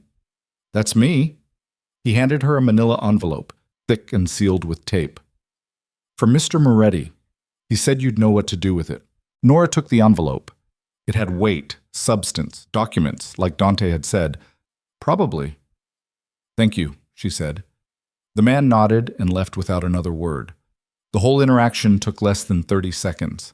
Nora stood there holding the envelope, acutely aware of the servers watching, the kitchen staff who could see her through the window, the customers eating lunch 10 feet away. She tucked the envelope under her arm and walked to the office and back, closed the door, and stared at it. Documents, private paperwork, nothing illegal. The envelope was sealed thoroughly, layers of tape ensuring it couldn't be opened accidentally, or casually, or without leaving obvious evidence of tampering. Nora found the locked cabinet Dante had mentioned, a heavy metal unit in the corner of the office that looked more like a safe than storage. She spun the combination lock, entering her birthday backwards like he'd instructed. The lock clicked open. Inside was empty except for a shelf and a small LED light that activated when the door opened. She placed the envelope on the shelf, closed the cabinet, spun the lock to secure it. Done. Simple. Clean. Exactly what he'd asked. She went back to work and pushed the nagging doubt to the back of her mind. The week continued. Wednesday brought another delivery. Same man, same blank professional expression, another sealed envelope that went into the locked cabinet. Thursday was quiet. Friday brought 2 deliveries, both envelopes, both secured without comment or explanation. By the end of the week, there were 5 envelopes in the locked cabinet, and Nora had stopped asking herself what was in them. The restaurant was thriving. Numbers were up across the board. The staff had fully accepted her as their manager.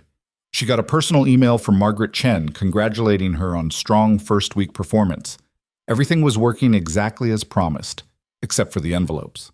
And the way Dante called every few days with small requests: accept this delivery, let this person into the office after hours, don't ask questions about the man who comes in and uses the back storage room on Wednesday evenings. Small things. Individually meaningless, but accumulating like sediment, building into something Nora couldn't quite define but could definitely feel. Saturday night, after close, she sat in the office staring at the locked cabinet and thought about opening it. Thought about looking inside those envelopes and confirming they were just documents, just paperwork, nothing that would implicate her in anything illegal.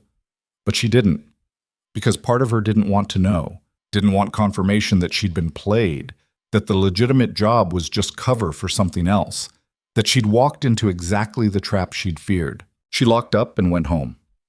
Sunday was her day off. She spent it with Danny, watching movies and pretending everything was fine. Monday started week 3. The routine had become familiar now. Morning prep, inventory checks, lunch service, deliveries at 2 p.m. 3 times a week, dinner rush, close. She was good at the job. Great at it, actually. The staff respected her. The customers were happy. The numbers kept climbing, and the envelopes kept accumulating in the locked cabinet. Wednesday of week 3, Dante showed up in person. Nora was doing mid-afternoon prep when he walked through the front door, same controlled precision as the first time she'd seen him at the diner, but different now. Healthier. Less haunted. His son had recovered. She knew because she'd asked, one of their phone conversations where he'd actually sounded human instead of operational. "Mr. Moretti." Nora met him at the door. "I wasn't expecting you. I was in the neighborhood. Thought I'd see how things are running." He glanced around the restaurant, taking in the details with that same predator assessment. "Place looks good. Better than it has in a while." "Thank you. Can we talk in your office?" It wasn't really a question. Nora led him back, hyper-aware of the staff watching, the way the kitchen went quiet when they realized who had just walked in. She closed the office door behind them. Dante went directly to the locked cabinet. "You've been accepting the deliveries." Statement, not question. "Yes, like you asked." He spun the combination, opened the cabinet, and pulled out the stack of envelopes, 8 of them now. He sorted through them quickly, checking something on each one, dates maybe, or markings Nora hadn't noticed. "Good. Everything's here. He stacked them neatly, tucked them inside his jacket. I appreciate your discretion. Can I ask what they are? Dante looked at her for a long moment. No. I'm accepting deliveries, storing them, not asking questions. But I'm also responsible for everything that happens in this restaurant. If there's something illegal going on, there isn't. His voice went hard. I told you this job was legitimate. I meant it. The deliveries have nothing to do with the restaurant operations. They're my personal business, and I'm using your office as a temporary drop point because it's convenient and secure. That's all you need to know. That's not how this works. I can't just... You can, and you will. Dante stepped closer, not threatening exactly, but imposing. You want to know what's in the envelopes? Fine. They're financial records, transaction histories, documents related to business dealings that need to stay private for legal reasons that have nothing to do with you or this restaurant. Happy now? Financial records for what kind of business? The kind that pays your salary and covers your brother's medical bills and keeps you from being homeless. His eyes were cold now, all the warmth from previous conversations completely gone. You have a choice, Nora. You can keep doing your job, accepting the occasional delivery, and enjoying the benefits of working for me. Or you can start asking questions I'm not going to answer, and we can revisit our employment arrangement. The threat was clear. Keep quiet or lose everything. Nora felt her jaw tighten, anger and fear mixing into something dangerous in her chest. You told me this was legitimate. I promised you a legitimate restaurant management position, which is exactly what you have. You manage Leon's. You do it well. Everything else is separate. Not your concern, not your problem. Dante's expression softened slightly. I'm not asking you to do anything illegal. I'm asking you to mind your business and let me handle mine. Can you do that? Every instinct screamed at her to say no, to quit right now, to walk away from whatever this was before it got worse. But Danny's medication, the rent already paid through next month, the security of a real salary. Yes, she said quietly. I can do that. Good. Dante headed for the door, then paused. You're doing excellent work here, Nora. Don't let paranoia ruin a good thing. En armos, he left, the envelopes tucked safely inside his jacket, leaving Nora standing in her office feeling like she'd just failed some test she hadn't known she was taking. The rest of the week felt different, tainted. Nora went through the motions, managing staff, serving customers, accepting deliveries, but the shine was off everything now. She knew she was complicit in something, even if she couldn't define exactly what. Friday night, after close, she was doing final inventory when she noticed something off in the storage room. Boxes stacked differently than she'd left them. A section of the floor that looked recently cleaned when the rest was dusty. She moved the boxes. Behind them was a trapdoor in the floor. Not hidden exactly, but not obvious either. A handle flush with the wood, a locking mechanism that looked new. Nora stared at it for a long moment. Then she crouched down and tried the handle. Locked. Of course it was locked. She stood up, replaced the boxes exactly as they'd been, and left the storage room with her heart hammering. A trap door. In the floor. In the restaurant she managed. What the hell was under there? She should call someone. Police. Someone. Report this. But report what? That her employer had installed a locked trap door in a building he owned? That she'd accepted some sealed envelopes?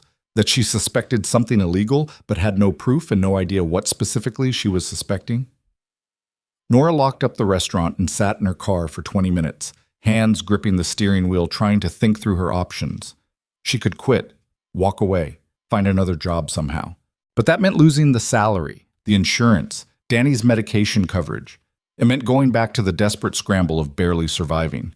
She could confront Dante, demand answers, but she'd already tried that and been shut down hard. She could keep her head down like Patricia had advised. Do her job, accept the deliveries. Pretend she hadn't seen the trap door.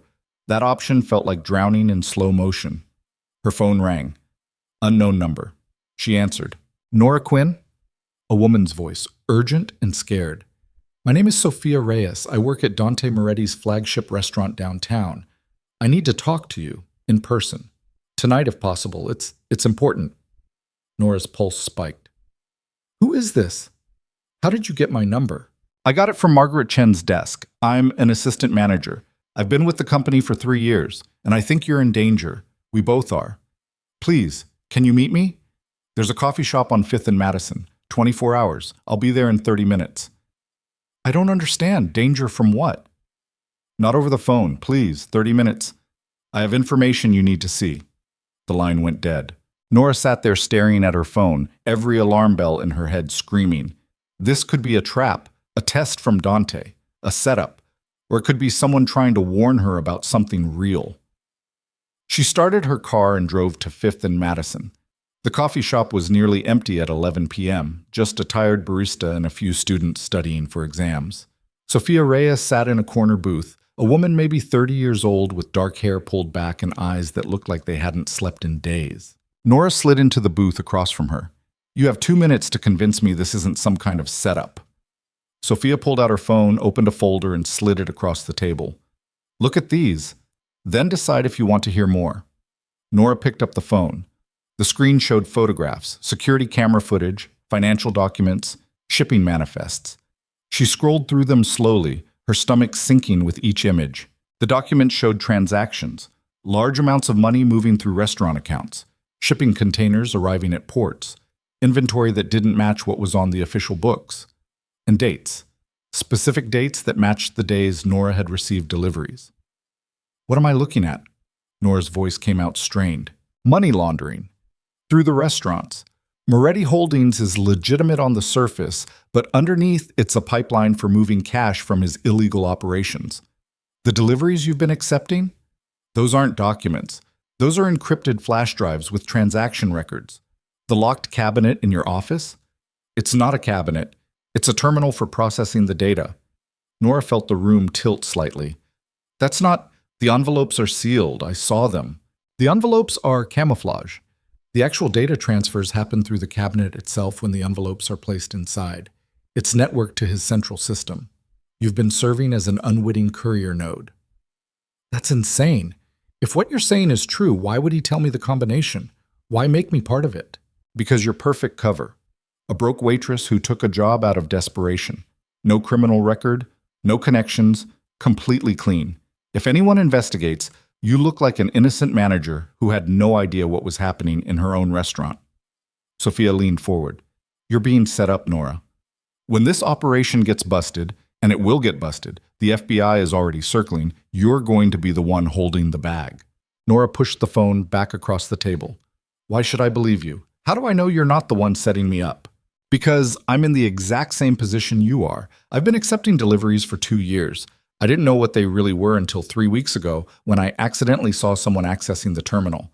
I started digging, found these files, realized what we've all been doing. Sophia's voice cracked slightly. I've got 2 kids. I can't go to prison. I can't let my children grow up with their mother in jail for crimes I didn't even know I was committing. If this is all true, why haven't you gone to the police? Because Dante Moretti has half the police department on his payroll. If I walk into a station, I'm dead within 24 hours.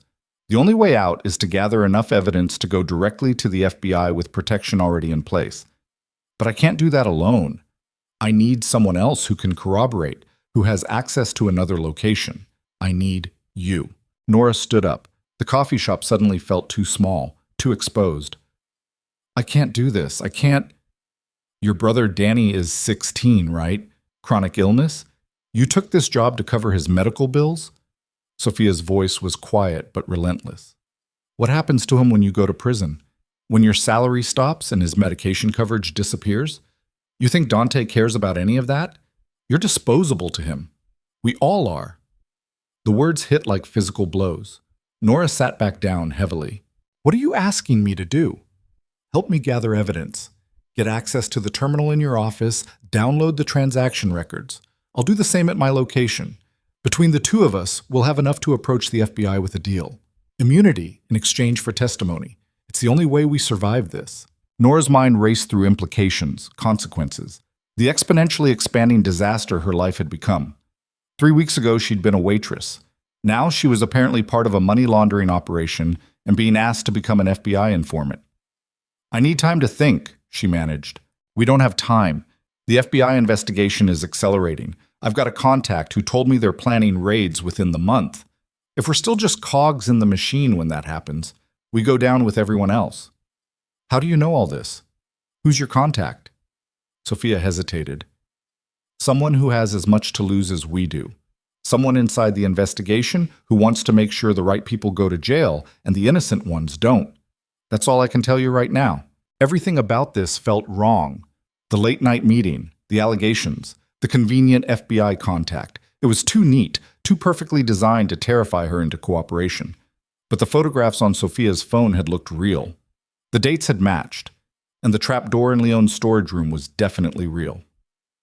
I need 48 hours, Nora said finally, to verify what you're telling me, to figure out if I'm walking into something worse by trusting you. You don't have 48 hours. Then I guess we're both screwed, because I'm not making this decision in a coffee shop at midnight based on some pictures and paranoia. Nora stood up again. If what you're saying is true, I'll help. But I need to confirm it first. How? I'll figure it out. Give me your number. I'll call you in 2 days. Sophia wrote her number on a napkin, slid it across the table. 2 days. But Nora? Be careful. Dante has eyes everywhere. If he even suspects you're digging into this, you won't just lose your job. You'll disappear. Nora pocketed the napkin and left without responding. She drove home on autopilot, her mind spinning through everything Sophia had said. Money laundering, FBI investigation, being set up as the fall guy. It all sounded insane, but it also sounded plausible. She pulled into her apartment complex and sat in the car, trying to think clearly through the panic. She needed to verify Sophia's claims, needed proof that what she'd been told was real before committing to anything. The trapdoor. If she could get into whatever was under that trapdoor, she'd know for certain what was happening in her restaurant. Monday. She'd do it Monday night after everyone left. One look. That's all she needed. She went inside and found Danny waiting up, his expression worried. Where were you? You said you'd be home by 11:30. I got held up at work. Everything's fine. You look like everything's not fine. Nora forced a smile. Just tired. Long week. How are you feeling? Good. Great, actually. The new medication is working better than the old stuff. I can breathe easier. It's weird not wheezing all the time. He studied her face. Are you sure you're okay? Yeah, I'm sure. Go to bed. It's late. Danny hesitated, then hugged her quickly. Love you. Love you too. She waited until his bedroom door closed, then sat on the couch and put her head in her hands. 2 days until she had to call Sophia back. 2 days to confirm whether her entire life had become a crime she didn't know she was committing. The weekend crawled past. Nora went to work Saturday feeling like every customer could see her guilt, like every delivery was confirmation of the trap closing around her. She smiled and managed and pretended everything was normal while her insides twisted into knots. Sunday she spent researching.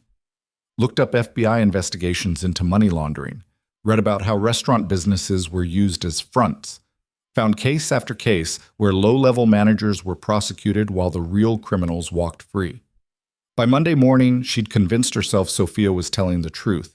The only question left was what to do about it. She went to work with a plan. Monday nights were slower. Most of the staff left by 10:30. She'd volunteer to close alone, then access the trap door once the restaurant was empty. Simple. Clean. Just gather information and make a decision. The day dragged. Nora went through the motions, her mind on tonight, on what she might find, on the choices that would follow. The evening rush came and went. By 10:15, the last customer had paid and left. The staff cleaned up quickly. They had a system now, efficient and practiced. By 10:40, Nora was alone. She locked the front door, turned off the main lights, and went to the storage room. The boxes moved easier this time. She knew exactly where they'd been. The trapdoor sat there, a rectangle of possibility and dread, still locked. Nora tried the combination from the cabinet. Nothing. She tried her birthday forwards and backwards. Nothing. She pulled out her phone, thought about calling Sophia and admitting defeat. Then she tried Danny's birthday. The lock clicked open. Nora stared at the trapdoor, her heart hammering. Why would Danny's birthday open a lock in a restaurant she'd only been managing for 3 weeks? Unless Dante had planned this from the beginning. Unless everything, the job offer, the salary, the benefits, all of it, had been engineered specifically to position her here, in this restaurant, with access to whatever was down there. She pulled open the trap door. A ladder led down into darkness. She turned on her phone flashlight and climbed down carefully, each rung feeling like a step further into disaster. The space below was small, maybe 10 by 10 feet, and it was full of equipment, servers, computer terminals, hard drives stacked on shelves, networking equipment with blinking lights, and taped to one of the servers, a piece of paper with handwritten instructions. Nora pulled it down and read, "Network terminal. Receives encrypted data packets from courier deliveries. Processes and routes to central server. Cabinet upstairs is input interface. Do not disconnect, do not modify. Report any technical issues to tech support only." And at the bottom, in different handwriting, "Quinn, this stays between us. No exceptions. DM." The note was dated 2 days before her interview, 2 days before she'd even accepted the job. Nora felt something break inside her chest. This had been planned. All of it. The chance meeting at the diner, the returned money, the job offer. None of it had been coincidence or karma or opportunity. It had been recruitment. She'd been selected, tested, and installed in this position because Dante needed someone clean, desperate, and controllable. Someone who would accept deliveries without question. Someone who would look innocent when everything collapsed. Her phone rang. Dante. She stared at it for 3 rings before answering. "Hello? Where are you right now, Nora?" His voice was cold, dangerous. "At the restaurant, closing up. Why?" "Don't lie to me. I have remote access to the terminal. I can see someone opened the trapdoor 4 minutes ago. I can see someone is currently standing in the server room." A pause. "I'm very disappointed. I thought we had an understanding about staying out of my business." Nora's mouth went dry. "I needed to know what I was involved in." "You weren't involved in anything except managing a restaurant.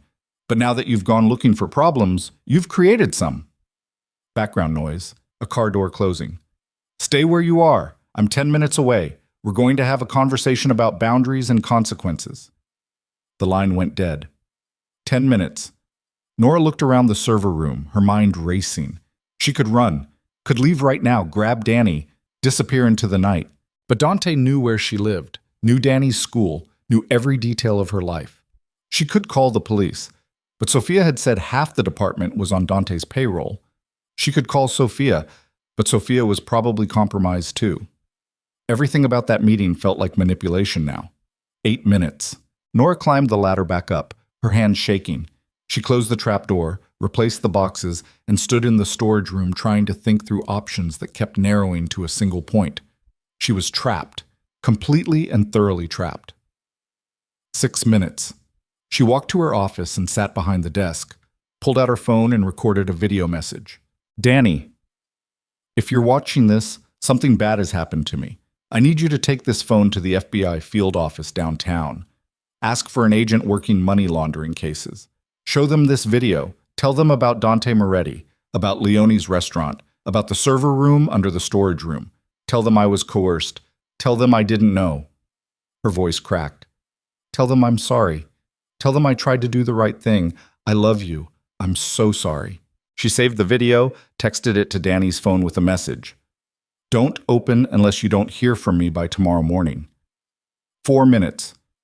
The front door of the restaurant rattled, a key in the lock. The door opened. Footsteps. Dante appeared in the office doorway. He wasn't alone. 2 men flanked him, the same security from the hospital, their expressions blank and professional. "Nora." Dante's voice was controlled, but she could hear the anger underneath. "We need to talk about trust, about boundaries, about what happens when people violate agreements. I never agreed to be part of a criminal operation." Nora stood up, trying to keep her voice steady. "You lied to me. You manipulated me. You used my desperation. I gave you a job when you had nothing. I paid your rent. I covered your brother's medication. I pulled you out of poverty and gave you a future." He stepped into the office. "And in return, I asked for very little. Accept some deliveries. Don't ask questions. Simple requests. But you couldn't do that. You set me up. From the beginning. The diner, the money, all of it. You engineered everything to put me in this position." Dante smiled, but it didn't reach his eyes. "I recognized potential when I saw it. You were honest, desperate, and had a sick brother. Perfect motivations for loyalty and silence. Yes, I arranged the situation. Yes, I tested you. And you passed every test until tonight. What happens now? That depends on you. Dante sat on the edge of her desk, casual despite the tension. You have two options. Option one, you forget what you saw tonight. You go back to managing this restaurant. You accept deliveries, you keep your mouth shut, and you continue enjoying the benefits of working for me. And option two? Option two is much less pleasant. You refuse to cooperate. You become a liability, and liabilities have a way of disappearing in this city. He leaned forward. But I don't think you'll choose option two, because option two doesn't just affect you, it affects Danny, his medication, his safety, his future. The threat was crystal clear. Cooperate or watch her brother suffer. Nora felt rage and terror mixing into something combustible in her chest. You'd threaten a 16-year-old kid? I'd threaten anyone who poses a risk to my operation. Age is irrelevant. Dante's expression hardened. You made this personal the moment you opened that trap door. Now you choose how it ends. Cooperation or consequences. What's it going to be? Nora looked at him. This man who'd seemed almost human at the hospital, almost generous with his job offer, almost reasonable in his requests. The mask was completely off now. This was the real Dante Moretti, the criminal, the predator. And she had no cards to play, no leverage, no options except capitulation or destruction. I'll cooperate, she said quietly. The words tasted like ash. Good. I'm glad you're being sensible. Dante stood. But there's a problem. You've seen too much now. You know about the servers, the operation, the scope of what we're doing. That knowledge makes you more than just a manager. It makes you complicit. You said if I cooperated, I said you'd continue working for me. I didn't say in what capacity. Dante pulled out his phone, typed something. You're being promoted. Effective immediately, you're regional operations manager. You'll oversee not just Lyon's, but 4 other locations. You'll coordinate deliveries across all 5 restaurants. You'll have direct access to the terminal network. Nora felt the walls closing in. I don't want a promotion. You don't get a choice. You're in this now, Nora. All the way in, and the only way forward is deeper. His phone buzzed. He glanced at it, smiled. Perfect timing. There's someone I want you to meet, someone who can explain your new responsibilities in detail. The office door opened again. Sophia Reyes walked in. She looked at Nora with an expression of complete professional neutrality. No recognition, no conspiracy, no fear. Mr. Moretti, Sophia said, you wanted to see me? Yes. I want you to bring Nora up to speed on regional operations. She's going to be working directly with you now. Full access to the network, all locations, the complete scope of our operations. He looked at Nora. Sophia has been with us for 3 years. She's one of my most trusted regional managers. She'll teach you everything you need to know. Nora stared at Sophia, understanding clicking into place like a lock engaging. The late-night meeting, the photos, the FBI investigation. All of it had been theater, a test to see if Nora would stay loyal or reach out for help when threatened. She'd failed the test, and now she was being pushed so deep into the operation that extraction would be impossible without bringing herself down too. Sophia smiled at her, professional and cold. Welcome to the team, Nora. We have a lot to go over. Dante headed for the door, then paused. Oh, and Nora, the video you sent to Danny? I've already had it deleted remotely from his phone. You're not the only one with IT resources. From now on, assume I can see everything you do, hear everything you say, access everything you think is private. There's no way out. There's only forward. He looked back at her with something that might have been sympathy if it hadn't been so calculating. I told you on day 1 that you make terrible financial decisions based on doing the right thing. Now you get to see what happens when there is no right thing left to do. He left with his security, leaving Nora alone with Sophia in an office that suddenly felt like a cell. Sophia's expression shifted once they were alone, the professional mask slipping slightly. I really am sorry, for what it's worth, but you needed to understand there's no escape. The sooner you accept that, the easier this gets. You lied to me. That whole meeting was a test. Yes. To see if you'd stay loyal or try to run. You tried to verify independently, which shows intelligence. But you also came very close to making a fatal mistake. Sophia sat down in the chair across from the desk. Dante values loyalty above everything. If you'd actually gone to the FBI, you wouldn't have made it home that night. Now you're in deep enough that running becomes suicide for you and your brother. Nora sank into her chair, the full weight of her situation crushing down. How do you live with this? Working for him, knowing what he does? Same way you will. One day at a time. Making choices between bad options and worse ones. Taking care of the people who matter and trying not to think too hard about everything else. Sophia pulled out a tablet, started pulling up files. Your new salary is $90,000 annually. Danny's medical coverage includes experimental treatments if he ever needs them. You'll have access to company housing if you want it. Nice places, safe neighborhoods. The benefits of compliance are real. Blood money. Maybe. But it spends the same as clean money, and your brother's medications don't care where the funds came from. Sophia looked at her with eyes that held genuine exhaustion. You can hate this. You can hate yourself for being part of it, but you're going to do it anyway, because the alternative is watching Danny lose everything. That's not really a choice. That's just surrender with extra steps. Nora looked at the tablet Sophia was holding, at the files and spreadsheets and operational details of a criminal enterprise now spread out for her to manage. She thought about the video she'd recorded, already deleted. The evidence she'd planned to gather, already compromised. The FBI help that had never existed. She thought about Danny at home, sleeping peacefully, his medication sitting on his nightstand, paid for by money that came from sources she could no longer pretend not to understand. And she thought about the moment 3 weeks ago when she'd driven across the city to return $1,000 to a stranger, believing somehow that doing the right thing mattered. That woman was gone now, dead, replaced by whoever she was about to become. Show me what I need to know, Nora said quietly. Teach me how this works. Sophia nodded and started walking her through the operational structure of money laundering through 5 restaurants, explaining the delivery schedules and the encryption protocols and the terminal network that now connected Nora to crimes she could never escape. And with every minute that passed, with every piece of information absorbed, Nora felt herself slipping further from the person she'd been and closer to the person Dante Moretti needed her to be. Someone who accepted deliveries without question. Someone who managed operations without conscience. Someone who'd traded her integrity for her brother's survival and learned to live with that trade. The transformation was complete by dawn, when Sophia finally left and Nora sat alone in her office watching the sunrise over a city that looked exactly the same as yesterday, but felt like an entirely different world. She picked up her phone and called Danny. "Hey," he answered, voice thick with sleep. "Why are you calling so early?"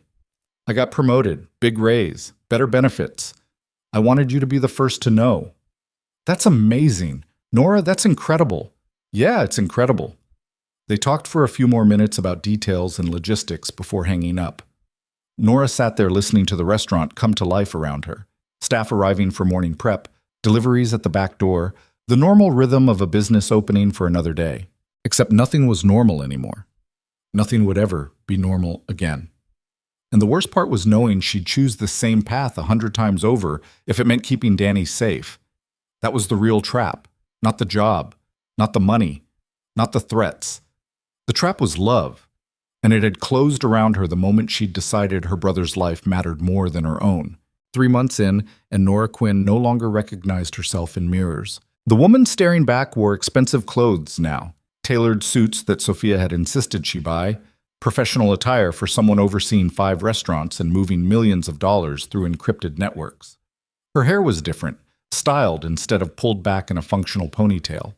Even her posture had changed, shoulders back, chin up, the exhausted slump of survival replaced by the rigid composure of someone who couldn't afford to show weakness. She looked successful, powerful even. She looked like a criminal. The regional manager position came with an office in the Moretti Holdings downtown headquarters, 14th floor with a view of the harbor where shipping containers arrived daily with cargo that had nothing to do with restaurant supplies. Nora spent her days coordinating delivery schedules, monitoring terminal activity across 5 locations, ensuring the encrypted data packets moved smoothly through the network that laundered money with ruthless efficiency. She was good at it, terrifyingly good. The same organizational skills that had made her a competent waitress made her an exceptional operations manager for a criminal enterprise. Within 6 weeks, she'd identified inefficiencies in the delivery routes and streamlined the schedule. Within 8 weeks, she'd restructured the terminal network to process transactions 15% faster. Dante had personally called to congratulate her on the improvements. The praise had made her want to vomit. Danny was thriving. His medication regimen had stabilized his symptoms better than anything in the past 3 years. He'd gained weight, lost the perpetual gray tinge to his skin, started talking about college like it was actually possible instead of a fantasy. He looked healthy, happy. He had no idea his recovery was funded by organized crime. Nora kept that knowledge locked in a compartment deep in her chest, right next to the guilt and the self-loathing and the growing certainty that she'd sold her soul for medical insurance and could never buy it back. Thursday afternoon, week 14, her office phone rang. Internal line, Dante's personal extension. Mr. Moretti. Her voice came out professional, neutral. She'd learned to control that in the first month. My office. Now, we need to discuss something sensitive. He hung up before she could respond. Nora saved her work, closed her laptop, and took the elevator up 2 floors to the executive level. Dante's office took up a corner of the 16th floor, all glass and steel and minimalist power. His assistant waved her through without comment. She was a regular visitor now, part of the inner circle, trusted. The thought made her stomach turn. Dante stood by the floor-to-ceiling windows overlooking the city, his back to the door. He didn't turn when she entered. Close the door. Lock it. Nora did. The click of the lock sounded impossibly loud. We have a problem. Dante's voice was tight, controlled anger barely leashed.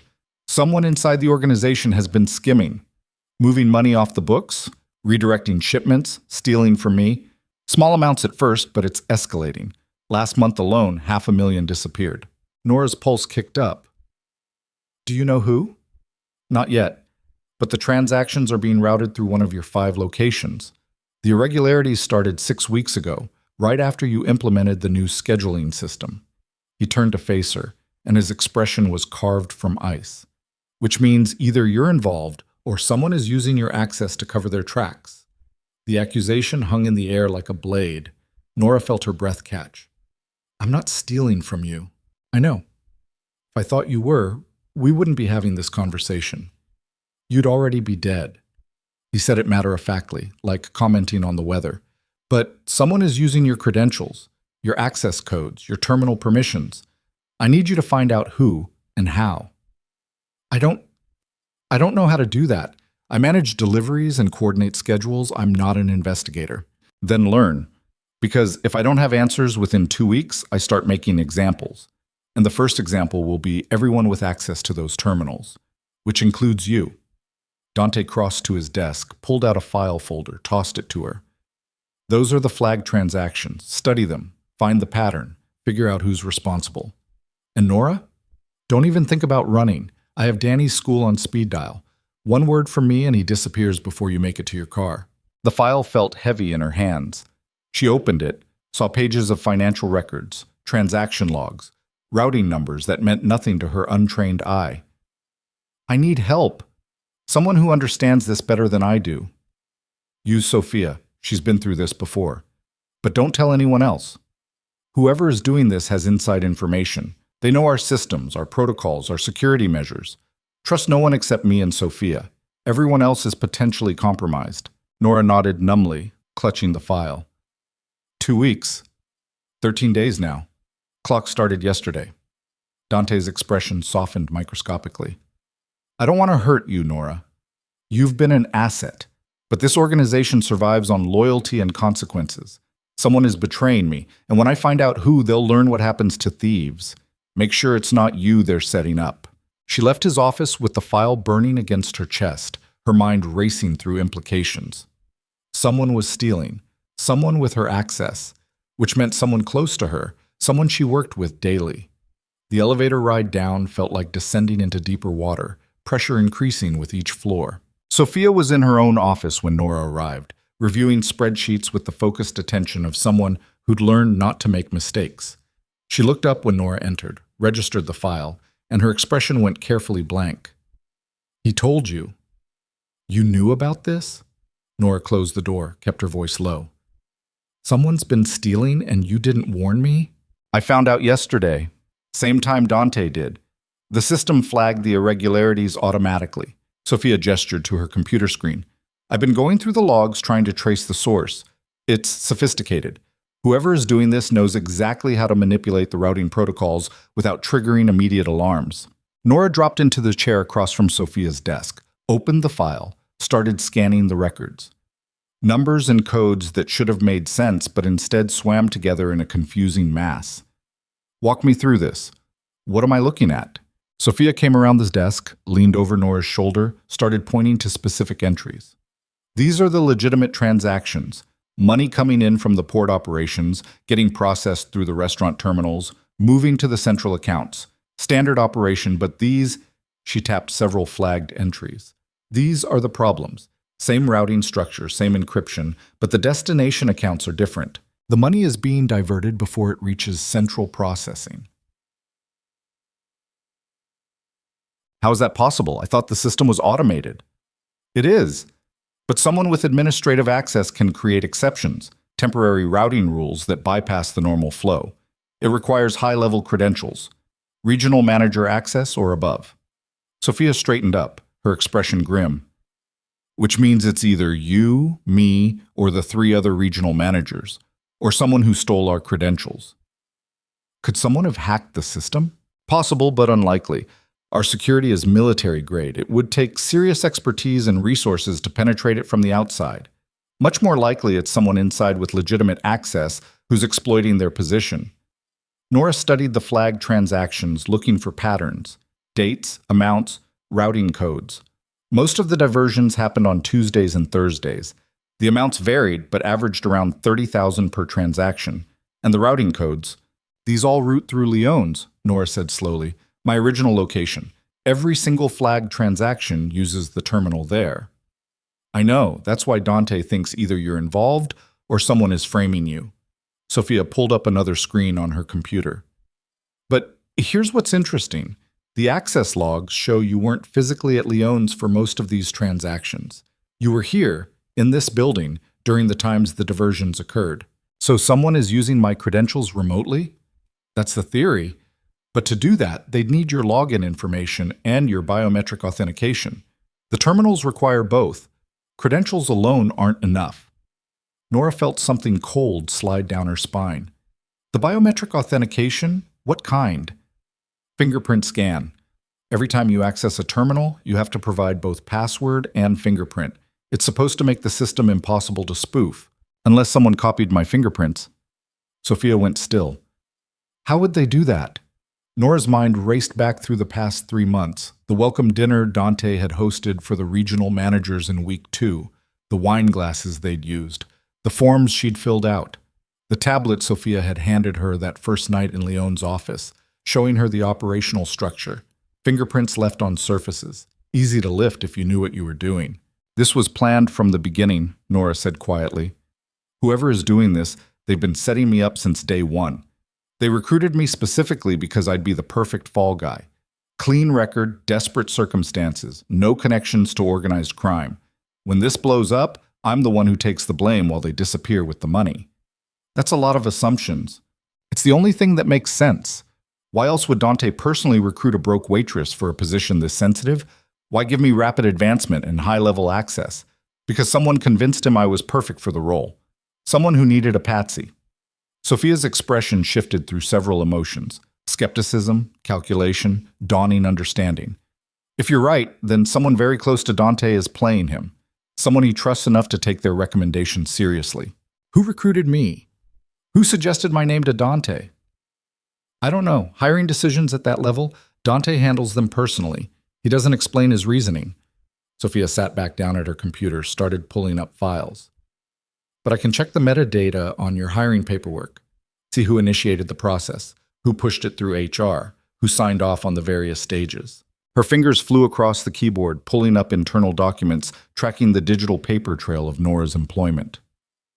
Minutes passed in tense silence, broken only by the clicking of keys and the soft hum of the computer. Here, Sophia's voice went tight. Your initial personnel file was created by someone with executive access. But not Dante. Look at the digital signature. Nora leaned over to see the screen. The signature read, M. Chen, Margaret Chen, the HR director who'd been so professional, so reassuring, so careful to explain that everything was legitimate. Margaret recruited me?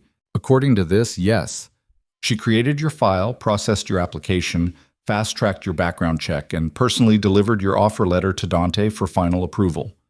Sophia clicked through more files. And look at this. She's accessed your personnel file 47 times in the past 3 months. Way more than normal for HR oversight. Why would she set me up? What does she get out of framing me? $500,000 so far, if she's the one stealing.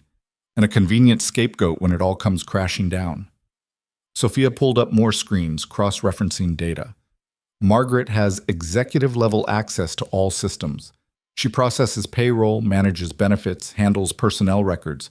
She could easily have copied your credentials during onboarding, lifted your fingerprints from the forms you filled out, created a duplicate authentication profile.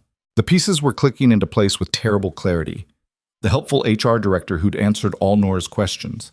The woman who'd assured her everything was legitimate, who'd known exactly which buttons to push. Danny's medical needs, the salary amount, the benefits package designed perfectly to be irresistible. I need to tell Dante. And say what? That you think his HR director of 8 years is stealing from him based on metadata and speculation? He'll want proof. Hard evidence. Otherwise, you're just making accusations that could get you killed if you're wrong. Nora stood up, started pacing. Then we get proof. We catch her in the act. How? Set a trap. If she's using my credentials to process fraudulent transactions, we create an opportunity too good to resist. A large transfer that she can't ignore. Then we watch and see if she takes the bait. Sophia considered this, her expression calculating. It could work, but it's risky. If she suspects a trap, she'll disappear and we'll have nothing. And if we're wrong about her, we've just wasted time we don't have. You have a better idea? No. But if we do this, we need to move fast. Dante wants answers in 13 days. We need proof before then, or we're both on his list of suspects. They spent the next 6 hours planning, created a fake transaction, $200,000 scheduled to process through Leon's terminal on Tuesday night, ostensibly for a port shipment that didn't exist. Built it to look legitimate enough to pass casual inspection, but flagged it in the system as requiring executive approval. If Margaret was monitoring Nora's activity like the access log suggested, she'd see the opportunity. And if she took it, they'd have her. One problem, Sophia said as they finalized the trap. Even if she diverts the money, we need to catch her actually accessing the system. Digital logs can be altered or explained away. We need visual confirmation. Someone needs to be physically at the terminal when the transaction processes. I'll do it. Nora's voice was steady despite the fear churning in her gut. It's my credentials being used. I should be there. It could be dangerous. If Margaret realizes what's happening, if she has backup, if this goes wrong in any of 100 ways, I don't care. This is my life she's destroying. I'm not letting her get away with it. Sophia nodded slowly. Okay, Tuesday night. I'll monitor from here, track the transaction in real time. You be at Leone's starting at 11 p.m. The transfer is scheduled for 11:45. If she takes the bait, she'll access the system sometime between 11:30 and midnight to redirect the funds. And if she doesn't show? Then we're wrong about everything, and we're back to square one with less time to find the real thief. Tuesday came too fast. Nora went through the motions of work, coordinating deliveries, reviewing schedules, maintaining the facade of normalcy, while her nerves wound tighter with each passing hour. She called Danny during lunch. Hey, how's school? Good. We got our test results back in chemistry. I got a 93. Pride in his voice, the sound of a kid whose health wasn't dominating every thought anymore. That's amazing. I'm so proud of you. Thanks. Hey, you sound weird. Everything okay? Just tired. Long day. I might be working late tonight, so don't wait up. Again? You've been working late a lot lately. I know. I'm sorry. But the hours are part of the job. It won't always be like this. Lies built on lies. She'd become fluent in them over the past 3 months. They talked for a few more minutes before hanging up. Nora sat in her office staring at nothing, trying to prepare mentally for what was coming. If this worked, she'd have proof that Margaret was the thief. She'd be cleared of suspicion. Danny would be safe. And if it didn't work, she had 11 days left to find answers before Dante started making examples. Evening came. Nora left the downtown office at 6, drove to Leon's and told the closing manager she'd handle lockup tonight. She needed to work on some administrative tasks. The staff filtered out by 10:30, the last server waving goodbye as she locked the front door behind her. Silence settled over the restaurant like a physical weight. Nora went to her office, pulled up the terminal access interface, and waited.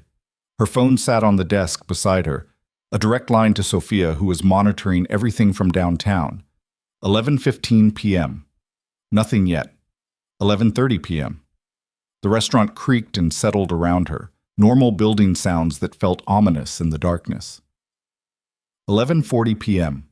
5 minutes until the scheduled transaction. Her phone buzzed. Text from Sophia.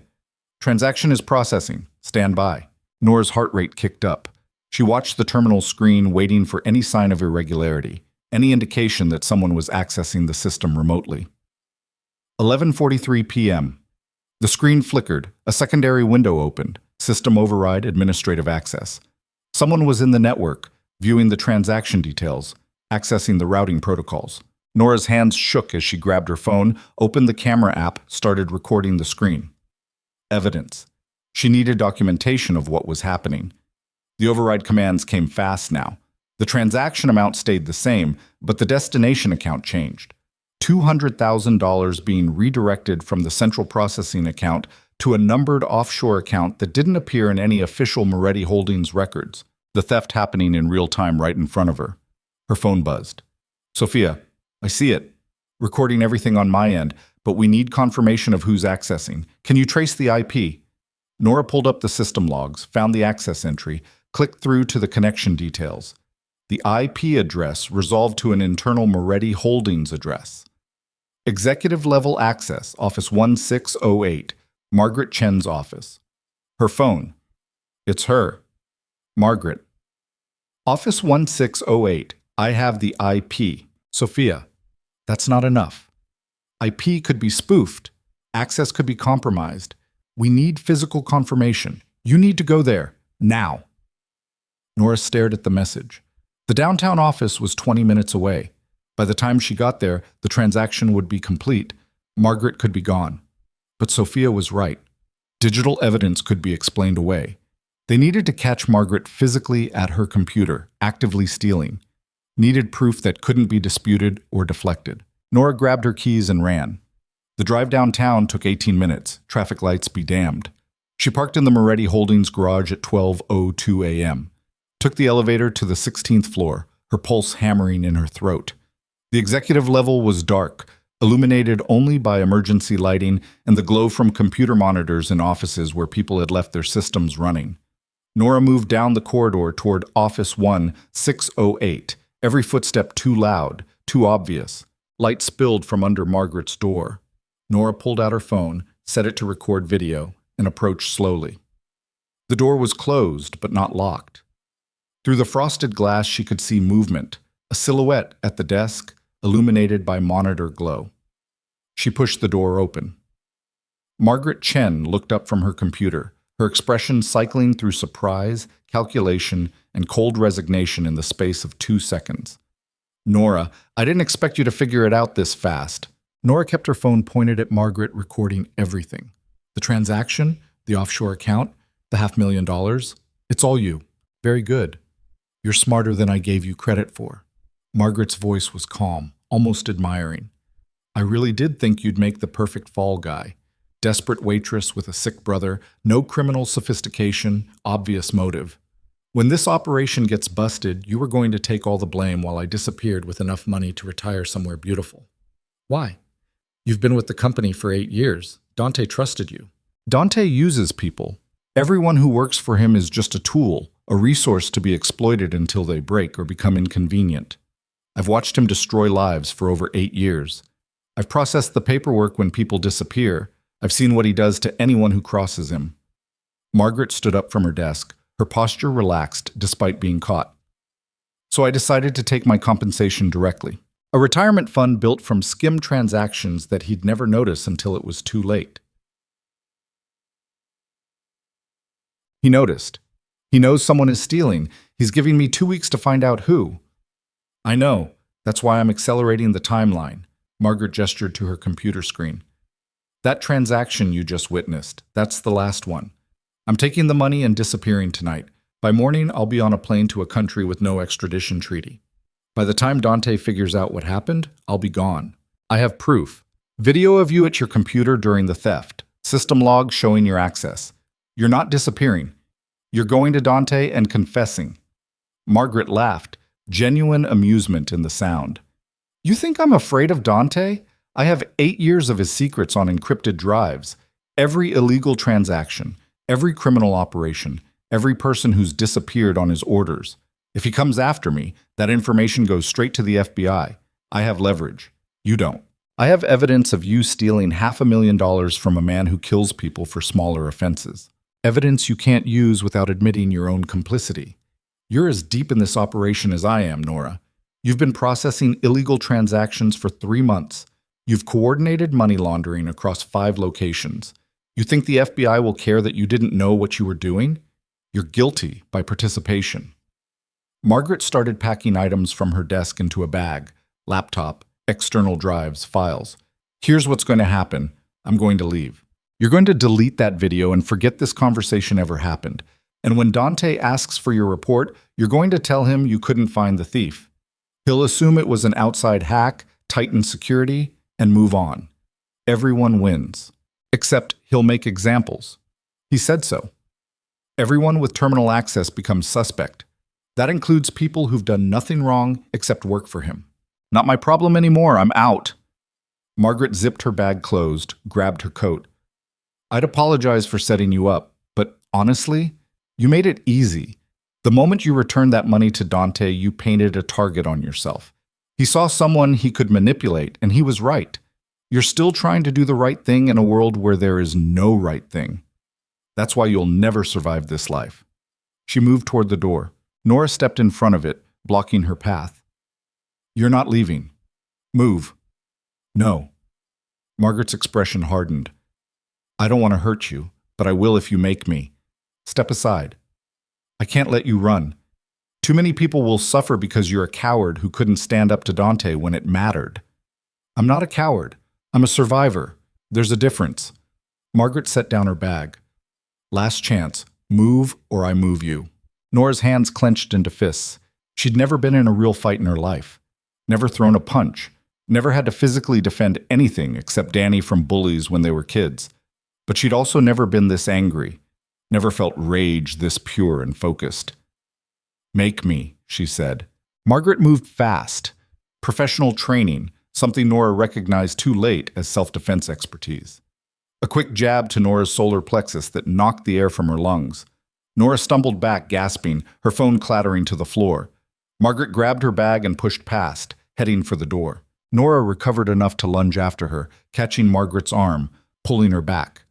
They crashed into the desk together, monitors sliding, files scattering. Margaret twisted, drove an elbow into Nora's ribs. Pain exploded bright and sharp, but Nora didn't let go. They grappled, neither with real fighting skills, just desperation and fury driving clumsy blows. Nora got her hands in Margaret's hair, yanked hard. Margaret screamed, drove her knee into Nora's stomach. They separated, both breathing hard, both bleeding from small cuts. You stupid bitch, Margaret panted. You can't win this. Even if you stop me from leaving, Dante will know you couldn't deliver answers. He'll kill you anyway. Maybe, but at least you won't get away with it. They circled each other in the small office, predator and prey unable to tell which was which. Nora's ribs screamed with every breath. Her stomach cramped where Margaret's knee had connected. But adrenaline kept her moving, kept her focused. Margaret feinted left, then dove right, trying to get past Nora to the door. Nora caught her mid-dive, and they both went down hard, crashing into the filing cabinet. The impact jarred Nora's shoulder, sent white-hot pain radiating down her arm. Margaret scrambled to her feet first, kicked Nora in the side. Ribs already bruised screamed in protest. Nora curled around the pain, vision blurring. Stay down, Margaret commanded, grabbing her bag again. This is over. Nora's hand found her phone on the floor, the video still recording. She grabbed it, held it up. I got all of it. The confession, the theft, everything. You can run, but this goes to Dante either way. Margaret froze, calculating. Delete it. No. Delete it, or I'll beat you unconscious and take the phone myself. Try. Margaret dropped her bag and advanced. Nora struggled to her feet, pain radiating from a dozen points. They were both exhausted now, both injured, both running on fury and desperation. The office door burst open. Sophia stood there with two security guards, her expression ice-cold professional. That's enough. Both of you stand down. Margaret's face went through rapid calculations: fight, flight, surrender. She chose flight, trying to push past Sophia toward the hallway. One of the security guards caught her easily, professional restraint technique that had Margaret face down on the floor in seconds, her hands being zip-tied behind her back. You set me up, Margaret spat toward Nora. This whole thing was a trap. You set yourself up, Sophia said coldly. The moment you got greedy, the moment you thought you could steal from Dante Moretti and walk away. She looked at Nora, saw the injuries, the way she was favoring her ribs. You okay? I've been better. You got it? The confession? Nora held up her phone, the video still recording. All of it. Good.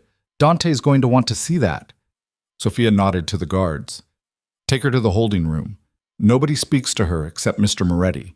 And somebody call medical. Ms. Quinn needs attention. The guards hauled Margaret to her feet, started dragging her toward the door. She looked back at Nora, her expression a mix of rage and something almost like respect. You won, she said. But you're still trapped. Dante still owns you. This changes nothing except who takes the fall. At least it's not me, Nora said quietly. They took Margaret away. Sophia helped Nora sit down in a chair, started examining her injuries with gentle efficiency.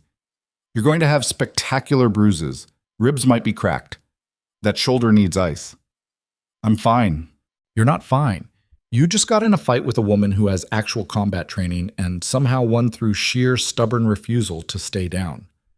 Sophia's expression softened microscopically. That was either very brave or very stupid. Probably both. Dante's on his way. He was monitoring the whole thing remotely, saw everything. Nora's stomach clenched. Is that good or bad? Depends on his mood. You solved his problem. Identified the thief, got her confession on video, prevented her from escaping with his money. That's all positive. But you also destroyed his HR director, created a major operational disruption, and forced him to acknowledge that someone he trusted for 8 years was stealing from him. Dante doesn't like being made to look foolish. I didn't have a choice. I know, but that might not matter. They sat in silence, Nora's breathing shallow to minimize rib pain, waiting for the man who controlled their fates to arrive and pass judgment. 15 minutes later, Dante walked into Margaret's office. He surveyed the damage, overturned furniture, scattered files, the blood on the floor from Nora's split lip. His expression was unreadable. Show me the video. Nora handed him her phone. He watched the recording from start to finish, his face carved from stone, showing nothing. When it ended, he replayed Margaret's confession twice more, his jaw working. She was right about one thing, he said finally. You made it easy. The moment you returned that money, you became a tool I could use. Someone honest enough to seem trustworthy, but desperate enough to be controlled. He looked at Nora directly. I did use you. That part is true. But I also underestimated you. I thought you'd be passive, compliant, a manager who followed orders and didn't ask questions. Instead, you're sitting here bleeding because you refused to let a thief escape, even though letting her go would have been easier and safer for you personally. I couldn't let her frame me for crimes she committed. You could have. Most people would have. Taken the fall, done the time, protected themselves by cooperating with whoever offered the best deal. Dante handed back her phone. But you chose to fight instead, chose to stand your ground even when outmatched. That tells me something important about who you are. What does it tell you? That you're more valuable than I realized, and more dangerous. He pulled out his own phone, made a call. Medical to the 16th floor, Ms. Quinn needs treatment. He hung up. You're getting checked out properly. Ribs, shoulder, full assessment. Company medical will handle it. Take tomorrow off. Come back Friday and we'll discuss your future with the organization. What about Margaret? Margaret gets what all thieves get. I'll handle it personally. His expression went cold in a way that made Nora's blood run colder. By tomorrow morning, she won't be a problem for anyone ever again. The casual way he said it, the absolute certainty of violence delivered without passion, reminded Nora exactly who she was dealing with. This wasn't a boss. This was a killer who happened to own restaurants. Medical arrived, a professional team that asked no questions about how Nora had gotten injured in an executive office at 1 a.m. They examined her ribs, bruised but not broken, wrapped them, iced her shoulder, gave her painkillers that she pocketed instead of taking. She needed to be clear-headed. Dante watched the whole process, then dismissed everyone except Sophia and Nora. "One more thing before you go," he said when they were alone. "The situation with Margaret, it exposed a vulnerability in my organization. Someone I trusted betrayed me. Someone with access to sensitive systems used that access to steal. I can't afford to let that happen again." "I understand," Nora said carefully, "which means changes, restructuring, new protocols, and new people in key positions." He looked at her with eyes that calculated worth the way a jeweler appraised stones. "Margaret's position is now vacant. Director of Human Resources. Salary is $180,000 annually. Full executive benefits. Direct report to me. The job is yours if you want it." Nora felt the words hit like a physical blow. "I'm not qualified for that position. Neither was Margaret when I hired her 8 years ago. She learned. You'll learn. And more importantly, you've proven something she never did. You're willing to bleed to protect this organization's interests. That's worth more than any HR certification. I protected my own interests. I didn't want to take the fall for her crimes. Same thing from where I'm standing. Your interests align with mine. You want stability, security, Danny's medical coverage. I want loyal people in critical positions. This is how we both get what we need." Sophia had gone very still beside her, watching the exchange with careful attention. Nora's mind raced through implications. Director of Human Resources. Executive level. Deep enough into the organization that extraction would be impossible, but also enough money, enough security to ensure Danny never had to worry about medication costs again. The trap getting tighter with every promotion. "I need time to think about it," Nora said. "You have until Friday. Come to my office at 10 a.m. with your answer." Dante headed for the door, then paused. "And Nora, you did good work tonight. Whatever you decide about the promotion, know that I'm impressed. You're stronger than I gave you credit for. That's not a compliment I give often." He left. Sophia exhaled slowly once he was gone. "Holy shit. Yeah. He just offered you Margaret's job. The woman whose confession you recorded 6 hours ago. The woman he's going to kill for stealing from him." "I know. And you're actually considering taking it." "I don't know what I'm doing." Nora's hands were shaking now, adrenaline crash hitting hard. "I just wanted to prove I wasn't the thief. I wanted to protect Danny. I didn't want—" Her voice broke. "I didn't want any of this." Sophia put a hand on her shoulder, careful of the injuries. "But you have it anyway. And now you choose what happens next. You can walk away, try to find another life somewhere. Or you can go deeper, take the promotion, become exactly what Dante is trying to make you. What would you do?" "I'd take the job. Because leaving means losing everything you've built. Leaving means Danny loses his medical coverage. You lose your salary, and Dante might decide you know too much to be allowed to just walk away." Sophia's voice was quiet but firm. "There's no good choice here. There's only survive or don't. And survival means staying in this world and making it work for you however you can." Nora knew she was right. Knew the trap had closed months ago, had maybe closed the moment she'd walked into that hospital to return an envelope of cash. Every choice since then had just been walking deeper into the cage while pretending she still had freedom. "Go home," Sophia said. "Rest. Think about it. But Nora, whatever you decide, make sure you can live with it. Because once you take that executive position, there's no coming back from what you'll become." Nora drove home as the sun started rising, her body aching from the fight, her mind churning through impossible choices. She arrived at the apartment to find Danny already awake, making breakfast, humming something cheerful. He looked up when she walked in, saw the bandaging, the bruises starting to darken on her face, and his expression shifted to immediate alarm. "What happened to you?" "Accident at work? Nothing serious? I'm fine." "You don't look fine. You look like you got in a fight. Just some furniture that fell wrong during inventory. Really, I'm okay." The lies came easier every time, smoother, more practiced. Danny studied her face, clearly not believing but also not pushing. You're working too hard.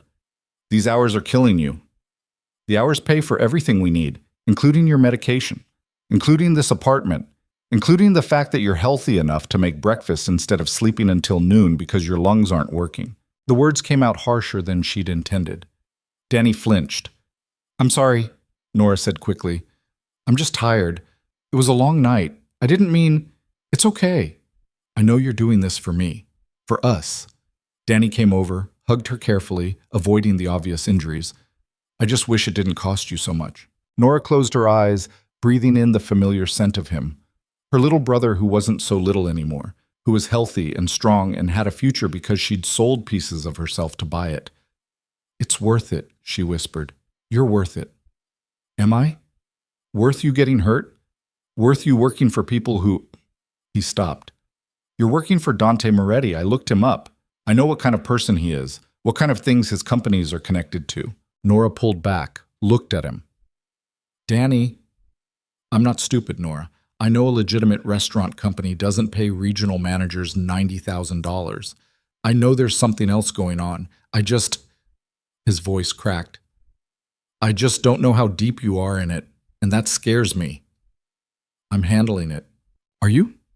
Because you look like you barely survived whatever happened last night, and I can't—" Tears in his eyes now.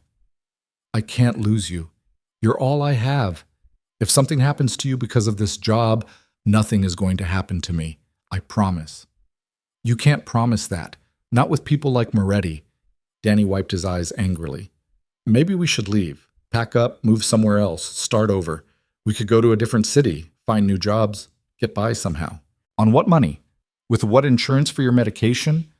Danny, we're barely staying afloat even with this salary. If we run, we lose everything.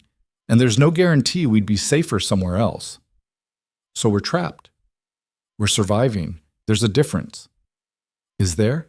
Because from where I'm standing, it looks like you've traded one kind of desperate poverty for another. At least before we were poor but clean. Now we have money, but—" He gestured at her injuries. "But this—" Nora had no answer for that. Because he was right.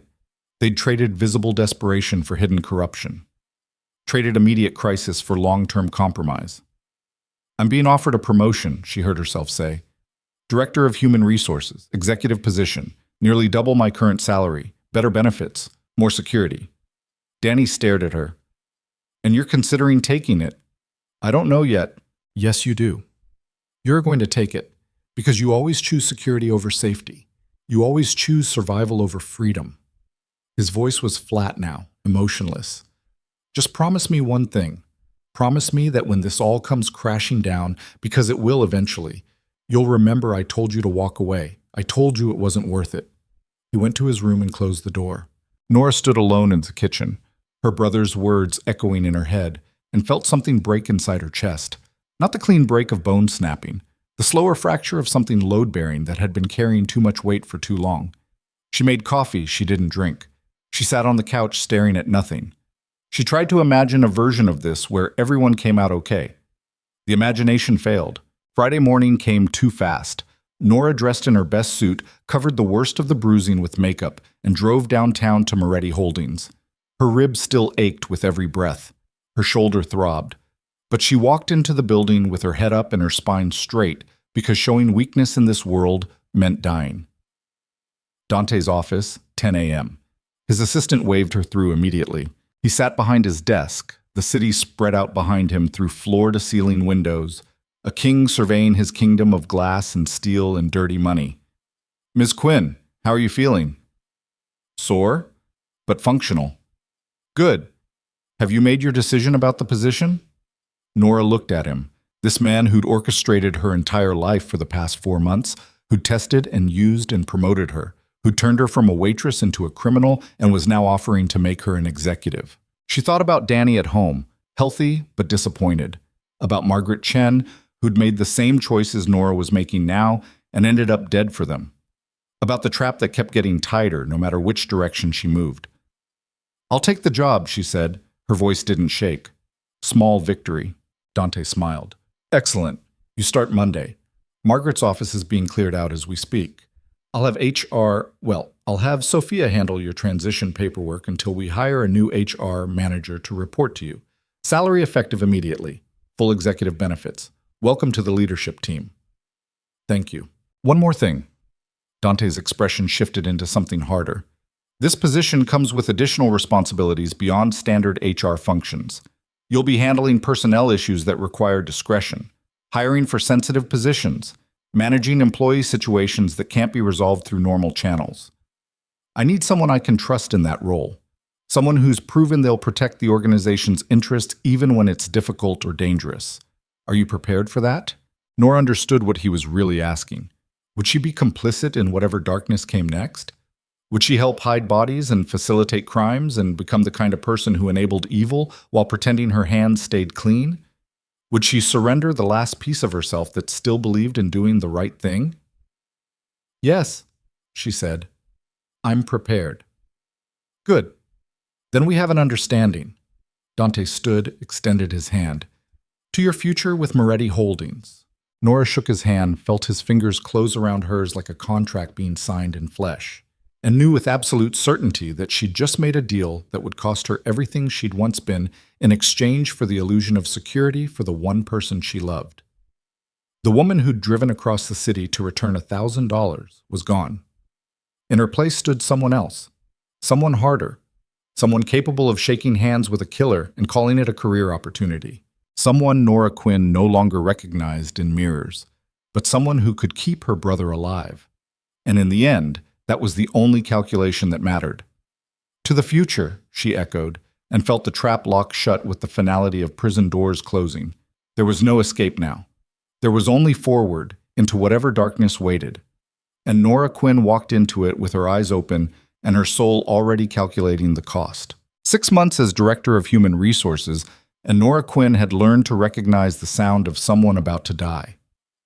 It was in the silence first. The way conversation stopped when certain names came up. The way Dante's voice went flat when discussing personnel issues that required discretion. The polite corporate euphemisms that meant a person would be disappeared by morning, terminated, relocated, transitioned out of the organization. She'd signed off on 17 such terminations in 6 months. 17 people whose personnel files she'd closed with clinical efficiency, noting the date and reason for departure in language that revealed nothing. 17 ghosts that haunted the edges of her sleep when exhaustion finally dragged her under around 3 a.m. most nights. The executive office on the 17th floor had floor-to-ceiling windows overlooking the harbor. Nora stood there most mornings watching shipping containers arrive, knowing some carried legitimate cargo and others carried things she'd learned not to ask about. The view was beautiful. The knowledge of what it represented made her stomach turn. But she showed up every day, processed payroll, managed benefits, hired new employees with the same practiced efficiency Margaret Chen had once used to recruit her. And when Dante called with special requests, hire this person without standard background checks, create a personnel file that wouldn't withstand scrutiny, make someone disappear from the system entirely, she did it without question, because Danny was healthy, because the apartment had heat and food and security, because survival meant compromise, and compromise meant becoming someone she no longer recognized. Thursday morning, week 26, her assistant buzzed. "Mr. Moretti on line 1. Nora picked up. "Good morning." "My office, 10 minutes. We have a situation." His voice carried the particular flatness that meant someone was about to become a ghost. She saved her work, straightened her suit, designer now, expensive fabric that hung perfectly because she could afford tailors, and took the elevator up 2 floors. Dante's office was occupied. Sophia sat in one of the chairs across from his desk, her expression carved from ice. 2 security guards stood by the door, and in the 3rd chair sat a man Nora didn't recognize. Mid-40s, expensive suit, the kind of blank professional demeanor that screamed federal agent. "Miss Quinn," Dante gestured to the empty chair beside Sophia. "Sit. We need to discuss your future with this organization." Nora's pulse spiked. She sat, keeping her expression neutral, her hands steady in her lap. "What's this about?" "This is Special Agent Robert Chen, FBI." Dante's voice was conversational, almost pleasant. "He's been investigating Moretti Holdings for the past 8 months. Money laundering, racketeering, conspiracy. The usual accusations, and this morning, he presented me with some very interesting evidence. Agent Chen pulled a folder from his briefcase, slid it across the desk toward Nora. Open it. Nora's hands moved automatically, opening the folder. Inside were photographs, surveillance images of her entering Lyon's late at night, screenshots of terminal access logs, financial records showing the transactions she'd coordinated, and at the bottom, a transcript of her conversation with Margaret Chen the night of the fight. Every word documented, recorded, preserved. "We've been watching you for 6 months," Agent Chen said. "Since you took over as HR director. We know about the money laundering. We know about the network terminals. We know you've been coordinating illegal transactions across 5 restaurant locations. We have enough evidence to charge you with conspiracy, money laundering, and racketeering. You're looking at 15 to 20 years in federal prison." The words hit like physical blows. Nora forced herself to breathe, to think clearly through the panic. "I want a lawyer." "You can have a lawyer, won't change the evidence." Agent Chen leaned forward. "But there is one way you avoid prison. One way you walk away from this with immunity instead of a sentence." Here it was, the real trap, the final turn of the screw. "You want me to testify against Dante? We want you to cooperate fully with our investigation. Provide documentation, testify to what you've witnessed, help us build an airtight case against Moretti Holdings and everyone involved in the criminal enterprise." Agent Chen's expression was professionally neutral. In exchange, full immunity, witness protection if necessary, a chance to start over somewhere clean. Nora looked at Dante. His expression was unreadable, but she could see the calculation happening behind his eyes. He was testing her. This whole scene was a test. "And if I refuse, then we arrest you right now. You go into federal custody, get arraigned, and spend the next year awaiting trial before spending the next 15 in prison. Your brother Danny, who's currently a senior at Lincoln High, applying to colleges, becomes a ward of the state. His medical coverage disappears. His medications stop. Everything you've sacrificed for ends because you chose loyalty to a criminal over protecting your family. The threat was surgical, precise, designed to hit exactly where it would hurt most." Nora looked at Sophia, who sat frozen, watching this play out with the careful attention of someone trying to determine which way the knife would fall. "How long do I have to decide?" Nora asked. 72 hours. After that, the arrest warrant gets executed and the offer disappears." Agent Chen stood. "Think carefully, Ms. Quinn. You've got a chance to do the right thing here, to walk away clean. Don't waste it on misplaced loyalty to a man who'll dispose of you the moment you become inconvenient." He left his business card on Dante's desk and walked out, the security guards escorting him. The office fell into silence. Nora sat perfectly still, her mind racing through implications and consequences. This was it. The moment everything crystallized. Cooperate with the FBI and destroy Dante's empire while saving herself and Danny, or refuse and go to prison while Dante walked free. Except something felt wrong about the whole scene. The timing, the theatrical presentation, the way Dante sat watching her with that calculating expression instead of the rage she'd expect from someone whose HR director was being flipped by federal agents. "That wasn't a real FBI agent," Nora said quietly. Dante's expression shifted microscopically. "What makes you say that?" "Because if it was real, you wouldn't have let him walk out of here. You would have had lawyers in this room before he finished his first sentence. You wouldn't have let me hear any of it without counsel present."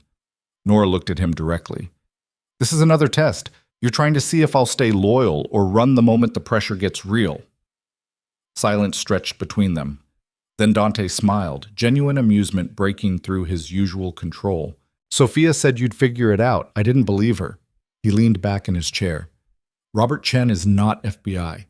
He's a security consultant I hired to present you with a very convincing offer. The evidence in that folder is real, all of it documenting your actual activities over the past 6 months. The threat of arrest was fabricated, but the choice was genuine." "Why?" Nora's voice came out strained. "Why put me through this?" "Because I needed to know if you'd break under federal pressure. If the FBI actually did come after you, and they will eventually, that's inevitable in this business, would you cooperate or stay silent? Would you trade my freedom for yours?" Dante stood, walked to the window.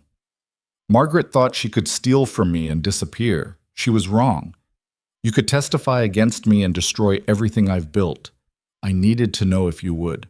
And if I'd said yes, if I'd agreed to cooperate with fake Agent Chen, then you would have become a real ghost instead of a hypothetical one. The words were delivered without inflection, pure fact. Loyalty is the only currency that matters in this organization. I can't afford people who'll turn on me when the stakes get high. Nora felt rage building in her chest, hot and sharp. So you terrorized me, threatened my brother's safety, made me think I was going to prison, all to test my loyalty? Yes. That's insane. That's survival. In my world, you trust no one until they've proven themselves under pressure. You passed. Congratulations. Dante turned back to face her. But there's more. The test wasn't just about loyalty, it was about choice. When presented with a clean exit, immunity, witness protection, a fresh start, you immediately looked for the trap instead of taking the offer. That tells me something important. What does it tell you? That you fully accepted what you've become. 6 months ago, you would have jumped at that offer. You would have seen it as salvation, a chance to escape this life and go back to being the person you were. But you didn't. You stayed in your chair, calculated the angles, and looked for my agenda instead of grabbing the lifeline. You're not that desperate waitress anymore. You're one of us now. The words landed like a death sentence. Because he was right. The Nora Quinn who'd returned $1,000 wouldn't have hesitated. She would have taken the immunity deal and run. But that woman was gone, replaced by someone who thought like a criminal, who calculated survival in terms of leverage and loyalty instead of right and wrong. I hate you, Nora said quietly, for what you've turned me into. I didn't turn you into anything. I just created conditions where your true nature could emerge. The capacity for this was always in you, the ability to make hard choices, to prioritize survival over morality, to become whatever you needed to be to protect your brother. I just gave you a stage to perform on. Sophia had remained silent through all of this, but now she spoke.